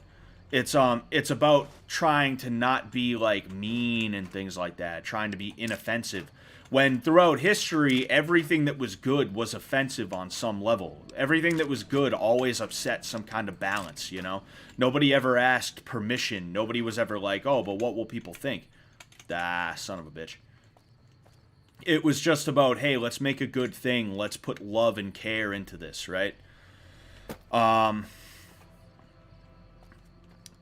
Internet culture as a kid pre-YouTube was just a whole lot of Newgrounds. Yeah, and I never got Newgrounds. I never got to be on Newgrounds. I was on it for a little bit, but I had to do it in secret because my parents did not want me on it. I had to have a friend of mine create an account for me, and I had to use it when they were not home. And unfortunately for me, I was not aware of what a I'm looking for Elijah's L-A-E-R. There we go. Unfortunately, I didn't know what an internet search history was at the time, so my parents would get home and they'd check the search history to see if I was watching porn, and instead they found Newgrounds. They would eventually find me watching porn, right? They would eventually check the search history and find out I was watching porn, but you know, I got in more trouble for watching Newgrounds stuff than porn, right? Even though there was a lot of porn on Newgrounds, you know. Or it wasn't watching Newgrounds stuff I got in trouble for. It was having a Newgrounds account, right? And it was because my parents were convinced that everybody and everything on the internet was, like, you know, out to get you. Which I can understand why they felt that way, you know? But, like, uh-oh. Whoops. Hey, don't worry, man. I got you. Don't worry, I won't let you die that way. Instead, I'll kill you myself. Oh, I missed. Oh, got him. I love, it's so satisfying seeing the the lair, right? The lair, right? It's so fun seeing that thing in VATS because it's just like, the thing just shoots ropes, right? The thing shoots ropes. But yeah, that's one of the reasons why I kind of miss, I don't miss this girl. I don't miss this girl, right? But, there is a special place in my heart for that girl, right? And like, she's one of the reasons I turned back to Christianity. I'm talking about the alt girl, the goth girl, whatever you want to call her, that I dated, who was 18 in 2008. Is because like, it was nice to have somebody who I could talk to about that media, and who like still was like interested in that kind of media and stuff like that. It was nice. There was a certain nostalgia that I almost felt being around her, and there's a certain nostalgia that I have for the times. And again, 2018, that was one of the best years of my life, and part of the reason is because of the time that we spent together doing stuff with each other, right? You know, and it's you know, it is what it is. It is what it is. Point. I miss a time. I like rap. I don't mind it. I listen to it. You know, I roll with some people who are rappers, right? I don't have an issue with like Jet Neptune and the rap he makes. I really enjoy Jet's music, and I enjoy the hell out of Joey's music too. When I say I roll with these guys, I'm not trying to act like I'm like part of their hip hop crew or anything like that either, right?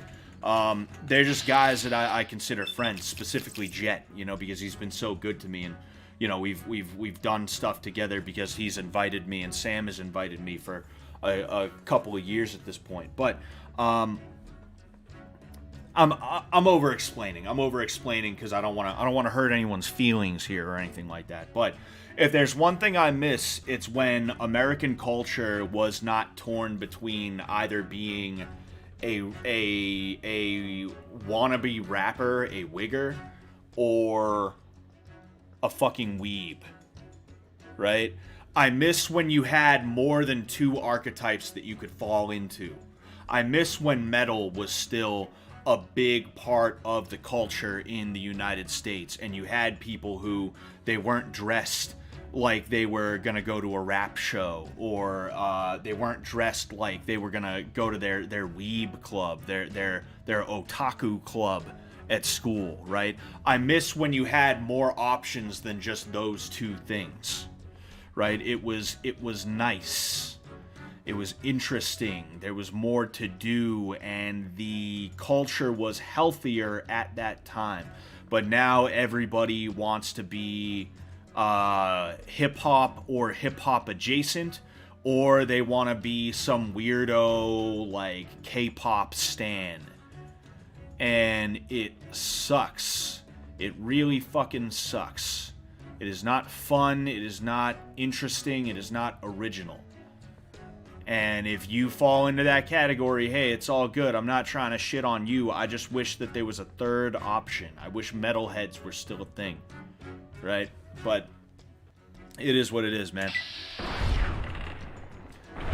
You should be able to like everything. Metal is good just in a lull right now, except in WWE wrestling. Damn, I sent that dude running. Damn, I fucked that dude up so bad he killed himself. In shame. He killed himself in shame. No, it's not that you're not allowed to like something, right? Obviously. It's not that you're not allowed to like things. It's that... Remember when you could turn on the radio and System of a Down and Korn would be on the radio? And I don't mean in like some kind of throwbacks station.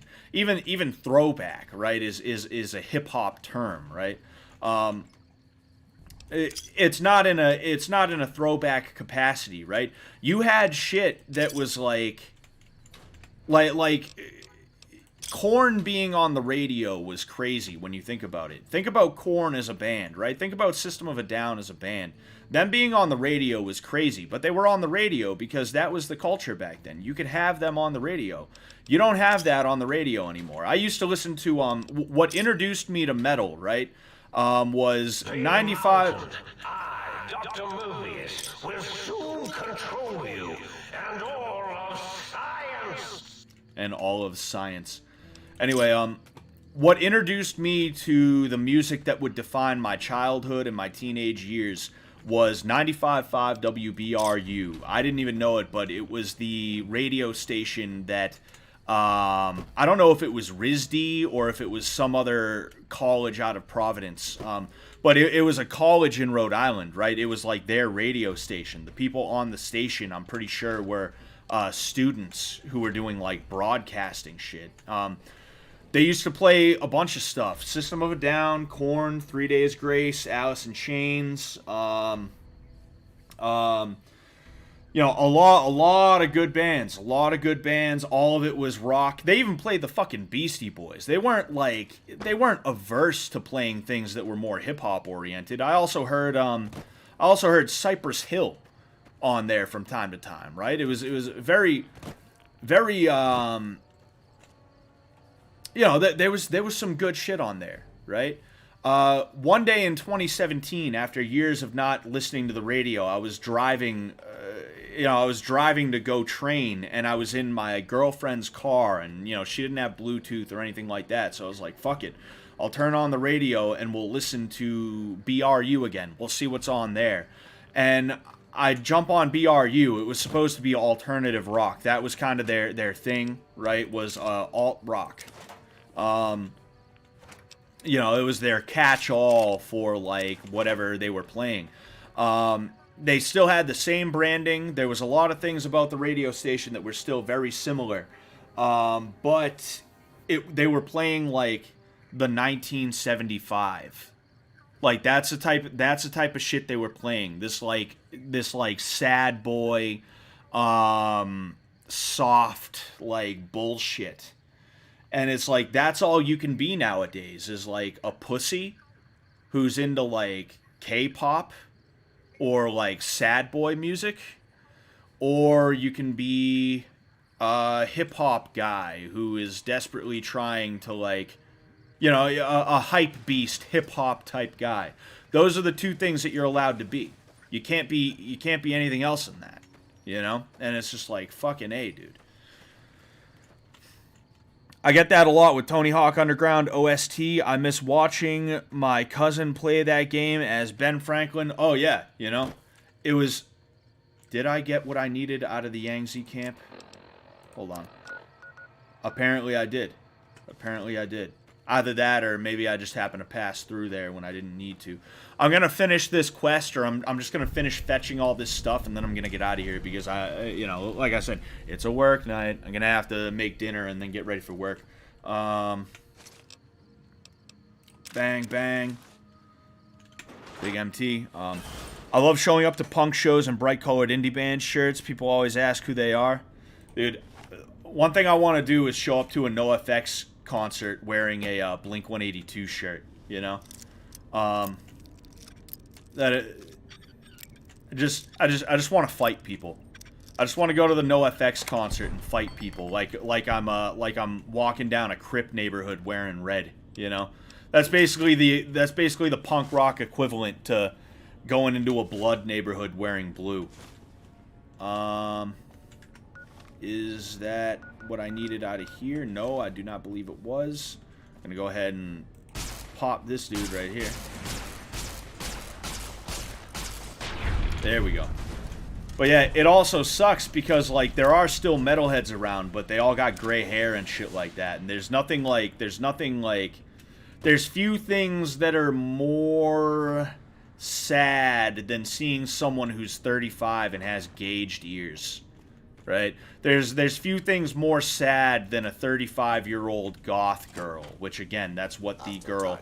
But, like, on the other side of it, I will say, you know, that girl from 2018, it's a good thing that I'm not with her, because it would be really sad if I was now 29 years old, like a Christian, you know, not being a degenerate in the way that I was back when I knew her, and she's still walking around wearing fucking side cuts that are dyed rainbow colors. That would be really fucked up of me. I would be in bad shape, you know? Bang, bang, bang, bang. There we go.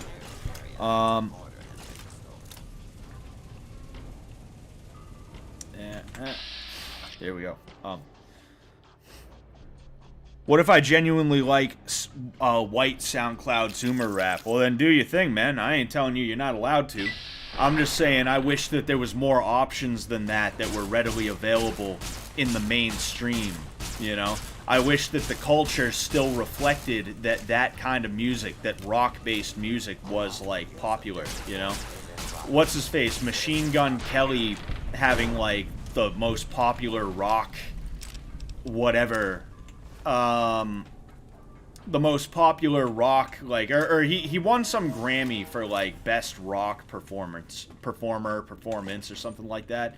And it's like, when rappers are embracing rock sounding shit and they're able to win, right? And their rock music is basically, again, just like that sad boy music with distortion in the guitars. It's like, something's off, dude. Something's wrong, you know?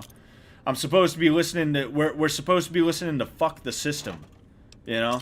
We're supposed to be listening to, you know, what are we supposed to be listening to? That's what's supposed to be winning, you know? Not like, oh, I'm sad because my girlfriend left me, here's a guitar solo, right? Assuming that is exactly what Machine Gun Kelly's music is like, right? Damn. Gotta go underground, Scott. Mainstream was always syrup trash. You see, I recognize what you're saying, and I don't necessarily disagree with it. But again, like, System of a Down is like System of a Down and Korn were mainstream. Limp Bizkit, right? People meme about Limp Bizkit, but, like, they were the shit back in the day, if we're just being honest with you, right? These are bands that were, like, really, really fucking good. And, hold up. Son of a bitch. You know, and the fact that they were able to reach the mainstream, and yes, they had to tweak their shit just a little bit. If you listen to System of a Down's first album, you hear the experimentalness of it. It was very experimental. It was still very good. It's still very listenable, right? But there's songs like This Cocaine Makes Me Feel Like I'm on This Song, right? That's a very, very strange song. What else? There's some other songs on there that are especially strange. Suggestions is a very good song from System of a Down self-titled album, but there is some weirdness to it, right? What else? Even their unreleased stuff, like Johnny, right? If you listen to Johnny by System of a Down, like it's literally like got jazz in it. It's got jazz shit in it. Really, like, just kind of avant-garde in a way. Obviously, that's not exactly the same as what they were putting out by the time Toxicity came out. And then, what else? You know, Hypnotize and Mesmerize, right? Steal This Album was one where they kind of went a little bit more on the experiment. It's not that they went experimental. They just didn't go as mainstream, as radio-friendly as they did for Toxicity. But it's still a very good album. The bottom line of what I'm trying to say, not to overcomplicate or over-explain, like, the fact that System of a Down was able to make it into the mainstream in the way that they did. Like, the System of a Down is like the Dead Kennedys. Like, when I think of System of a Down, I think of the Dead Kennedys, right? When's the last time you heard the Dead Kennedys on like, the radio or anything like that, right? And I'm not a big Dead Kennedys fan.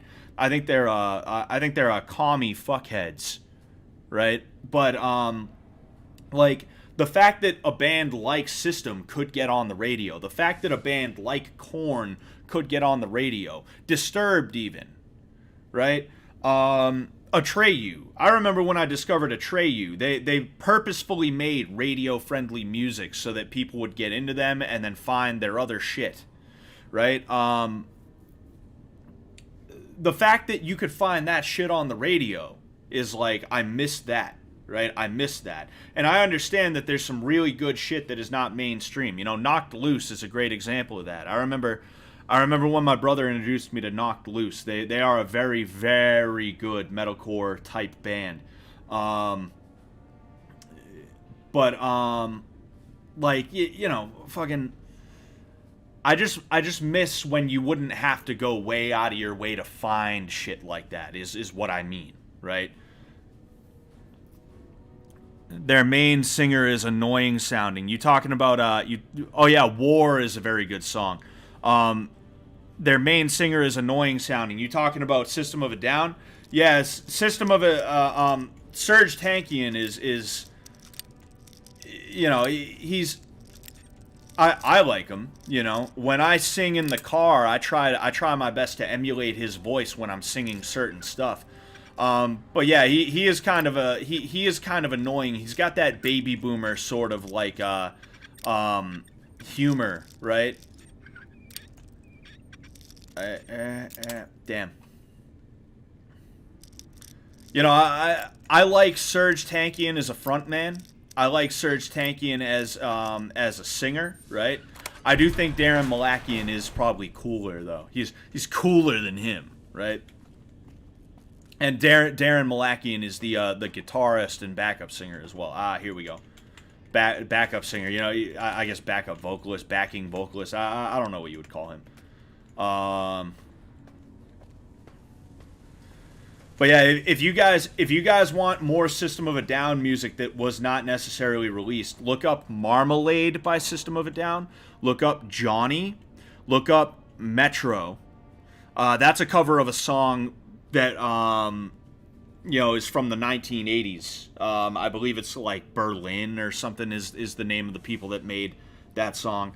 What else? Oh, geez. I gotta get a move on. If I don't get what I need here, like, really quick, I'm probably just gonna end it quick, because I do gotta get out of here. But you guys got me talking about music and culture and shit like that, and that's something I could talk about forever and ever. Do not attempt to breach the Big Mountain force fields. Doing so could allow dangerous ideas and/or creatures having those ideas to escape. Anyway, what I was saying is, Marmalade, Johnny, Metro, and I feel like there's one more. I feel like there's one more. I'm going to go ahead. If you look up System of a Down Storaged Melodies, you'll be able to find a bunch of shit that they released. Oh, Snowblind. Their cover of Snowblind by Ozzy Osbourne is actually also really good. I'm gonna look it up just to be sure.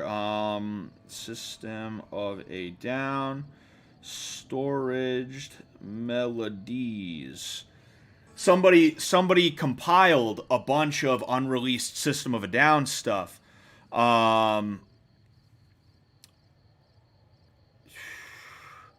Some of these I haven't even listened to myself, honestly. Like, I'm you know, I pride myself in being like a big System of a Down head. But I believe Honey is another one that was pretty good. I got to listen to the ones that I did not listen to a while ago, but they're so good, man. They're so fucking good. You know, I don't know of a single song by System of a Down that I think is bad, right? There's ones that I think are a little bit less good than others, but I don't think any of them are like especially bad, you know? Let me show you now I have Johnny stuck in my head. Let me show you the way to mine. Yes. Let me show you the way to mine. Alright. Yes, we have some armor that is not going to be absolutely terrible.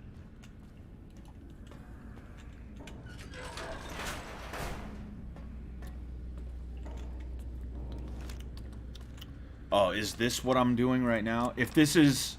Oh, no. Find the upgrades to the Sync Central Intelligence Unit. But I have to go through this in order to do so. So, I will see if I can do it quick. But if not, I'm going to have to get out of here. Because, like I said, I do kind of have to, like, get the hell out of here, you know, soon. Not even soon, like, you know, ASAP. Hello. It's nice to meet you. Yeah, shut up. Who can I hide you from today? Viagra Boys said in an interview that they're hip-hop. Who that was Viagra Boys? Jeez. Good luck at your job tomorrow, Scott. Remember to work hard, because if you don't, your boss will fire you. Yes. Yes. Unfortunately. Somebody, I don't know who said it, and I can't... Yeah, shut up. Somebody said music is still good, but there's no good curators. Yeah, that's the issue. And that's what it is. There's always going to be good stuff, but it's like I forget who made it. It might have been Streetlight Manifesto, I forget, but there's a song, it's called Sell Out, right? they said like the radio plays what they want you to hear, right? That's what it is. If the curators are not there, then it doesn't matter what good shit is being made. It's not being distributed to the places that it needs to be distributed to. And that's the real problem. It's not just that we need people making music. It's not just that we need... And this is like... If you're big into the culture war, you know, really pay attention to this. Because this is the shit that you need to hear about and embody. It's not enough that you just have people that are like propagandists or like music makers or artists and things like that. You also need people who are going to operate with the logistics, right? You need logistical operators and things like that. You need people who they're willing to set up a store to sell whatever it is that you're trying to manufacture. You need somebody who is going to write reviews about your stuff that are going to be favorable, so that people can figure out about it and they can tune into whatever you're trying to put out there. You need people who are going to run award shows and things like that, so that people will have something to strive for. They're going to be like, oh, I want to be Artist of the Year at the Coca-Cola Awards for metal and things like that, right? You need stuff like that. It's not good enough to just have art. You also need a foundation and a structure that supports and surrounds that art so that you can continue making it. And that's something that the enemies of righteousness, the enemies of everything that is good and holy, have gotten very good at. They are deeply entrenched because they didn't just decide they were going to try and push their values and their morals. First off, they took over the institutions that create and cure. They started creating art and other things that pushed their morals and their values, but then they also took over the institutions that curate those things, right? And if they couldn't take them over, well, then they created their own, and they did their best to undermine the existing ones so that those things crumble, and now the only thing left that's worth a damn is theirs, right? That's how you win shit. I saw this one dude on Twitter, right? I'm gonna say this, and then we're going to end it here, okay? I apologize for ending it suddenly, but I do got to get going. I saw this thing on Twitter, right? This kid, he talked about how he was going to law school, but then he got kicked out because he posted some posters that were totally meant to own the libs. He was pwning the libs, right? And that made my blood boil, right? It made my blood absolutely boil, because this guy was going to law school. He could have graduated and become a lawyer who was going to stick up for the civil rights of good people throughout the world, right? Or at least his community and things like that.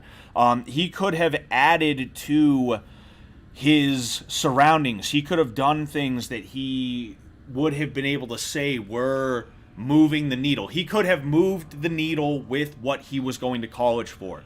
But he just had to be a based, epic Kekarino, a based, red-pilled Kekistani who totally pwns the libs and has the best memorinos, man. Haha, funny. He just had to be one of those guys, and because of that, he got kicked the fuck out of law school. I don't know what he's doing now. Maybe he's doing better than he would have if he had graduated law school. Who knows, right? Who knows, dude? But, this guy is sitting here thinking, oh, I'll totally post these flyers and I'll pwn the libs. And then he got kicked out of fucking law school. Congratulations. Lib status pwned. Lib status pwned. You showed them, bro. You fucking showed them, didn't you? I'll bet they're still seething about those posters. Oh, wait, they're not. They completely forgot about them a week later. They didn't fucking care. And you, well, you got kicked out of law school. I don't know what you're doing now, but you ain't doing something good, probably, right? Whatever you're doing is probably not as good as fucking it could have been if you had just decided not to try and be a based Kekistani, and you had like stuck with law school and you had focused on making a change on an institutional level, or not even an institutional level, but on a real level, right? Not just having the best memes, but trying your best to create real change through Starting culture. combat. Just kidding. Shut up, bitch. Making a change through real culture, through creating something, right? Through either culture or being the support system for the culture, right? It's crazy, and it frustrates me to see. And I know I'm not exactly doing a bunch of good stuff, right? I'm a streamer with 58 viewers on his shit. Wow, congratulations. What am I doing, right? Like the best. I mean, at the very least, I can say that I'm being a strong, like, masculine presence in the lives of people, right? I could say that. I'm being an upstanding person to the best of my ability, and I'm trying to be there for people, right? Whether they're kids or adults. I'm trying to help them to learn to protect themselves and to learn to stand on their own 2 feet, right? That's what I'm trying to help people with. But at the very least, I'm not running around burning bridges and fucking my life up by being like, you know what would be funny? If I posted a Kekistani flag. If I made edgy jokes in my college class, that would be funny. I'd totally pwn the libs then, right? It's disgusting, and it's so stupid, and it's one of the reasons I got out of politics, because when I would talk to people, they'd sit there and they'd call me a cuck because I didn't think it was a good thing to be, like, pissing people off in my hometown. I didn't think it was a good idea to be doing things that were going to make people mad. I thought it was a better idea to just, like, be chill and try my best to be, like, someone that people want to follow, because that's how you spread your ideas, is you become someone that people want to follow. You become a pillar of your community. You become an example of what success looks like. And then people naturally want to be around you, and they want to know what your secret is. And you say, well, for one thing, I don't believe it's a good thing to let people fuck my wife. There's one thing, right? I don't think it's a good thing to have children being influenced regarding certain adult activities by pink-haired loser rejects. Fucking, I don't think that's a good thing, you know? So there's that, right? That's how you spread your ideas, you know? And again, the opposition, they understand this kind of thing, which is why they have all these institutions that they've either created or that they've infiltrated and subverted. And that's why they're big on the whole fake being a good neighbor thing, you know? That's why they like to do canned soup drives and things like that, is because it ingratiates them to the people that surround them, you know? But anyway, I'm going to go ahead. I'm going to save real quick. You know, we made decent progress, I think. We got, like, through a quest and a half, you know. The thing about this is I'm not worried about trying to blast through everything in a week or two, you know. I'm willing to savor these a little bit more, i.e. we spent time talking all the fixtures in the sink, right? That was fun. I enjoyed that. Wait a second. What the hell is that? Can I take that? Ah, it's a damaged prototype, son of a bitch. Huh. Anyway, yeah, I think we did good today. But anyway, exit game.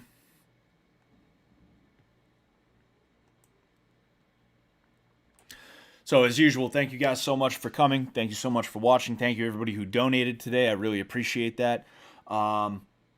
Yeah, I mean, tomorrow there will be a video coming out. It's going to be me talking about basically what I talked about on Friday, which is Sneako and Andrew Tate, and how it's going to be a slightly confusing video, because the video starts off with me talking about how Sneako and Andrew Tate, they're like teaching you to be bad people and you should really not take after them. But then I end up doubling back and I almost, in a way, defend Sneako and Andrew Tate, though I'm not trying to do that necessarily. It's more that I just recognize that regardless of how annoying they are, regardless of how annoying their fan bases are, they're not the real problem. If anything, they are a symptom of the real problem. And people like, you know, Brittany Venti, Lauren Southern, and other, like, base, red-pilled, Kekistani conservative women, right? They like to they like to get mad about those guys because, like, you know, in their mind, they're just red feminists, and I don't mean commie feminists. I mean Republican feminists. That's what Lauren Southern and Brittany Venti are, right? When I seethe about them, because I'll be honest with you, I seethe when I see stuff on Twitter sometimes. I'm like, that's fucking stupid, dude. Fuck that, right? Not like literally. I'm not like seriously like, but I'm like, wow, that's fucking dumb. And sometimes I even find myself like about to respond to it before I'm like, no, I can't do that. I do not want to do that, right? Like every now and again, I want to be like, yo, like debate me about this, but it's pointless, right? For one thing, Lauren Southern would never answer me, right? She would just pretend I don't exist. But then someone like Brittany Venti, right? I could probably get into a DM with her, you know, like I know people who know her, right? Or I'm friendly with people who are friendly with her. I don't think she would want to, you know. I think she would rather just keep things down to Twitter clapbacks and things like that, which is like fucking stupid, you know. But like it's a topic that I feel strongly about. So when I see them like talking shit, acting like the issue is men who are sick of like the man hate, the misandry, right? When I see that, it's like, oh, like, well, let's fucking debate about it, bro. You want to fucking debate about it, right? That's kind of where I go with it, and it's like, fucking A. You are the man, Scott. Never changed. Thank you, Hung Dingus 69. Thank you very much, man. Politics, not so fun on either side. It's fun to argue, I'll say that much. I do enjoy arguing, right? I do, but you are right. Politics is not really good, and everybody who's involved in it tends to be full of shit, you know? Politics has this thing where if you are legit, you usually get filtered out and you never make it anywhere real, you know? Anyone who gets big for politics, I am skeptical of them immediately. I'm skeptical of what they have done to get there. I'm skeptical of their intentions and their true beliefs, right? Brittany Venti and Lauren Southern, I keep using them as examples because, again, these are people that I really looked up. I didn't look up to them, but I admired them, right, for the things that they do and say for a little while, right? To see the way that when Andrew Tate hit the scene, they were like, actually, men suck. Like the way that they became that way when Andrew Tate hit the scene, and also when they turned 26 and 27 and 28, etc., etc. It was just like, wow, that sucks. That's fucked up. You guys suck, and I'm like mad at you about that, you know. But it is what it is. Anyway, I gotta get out of here. Thank you guys so much, man. You know, I'll talk to you guys later. Peace out.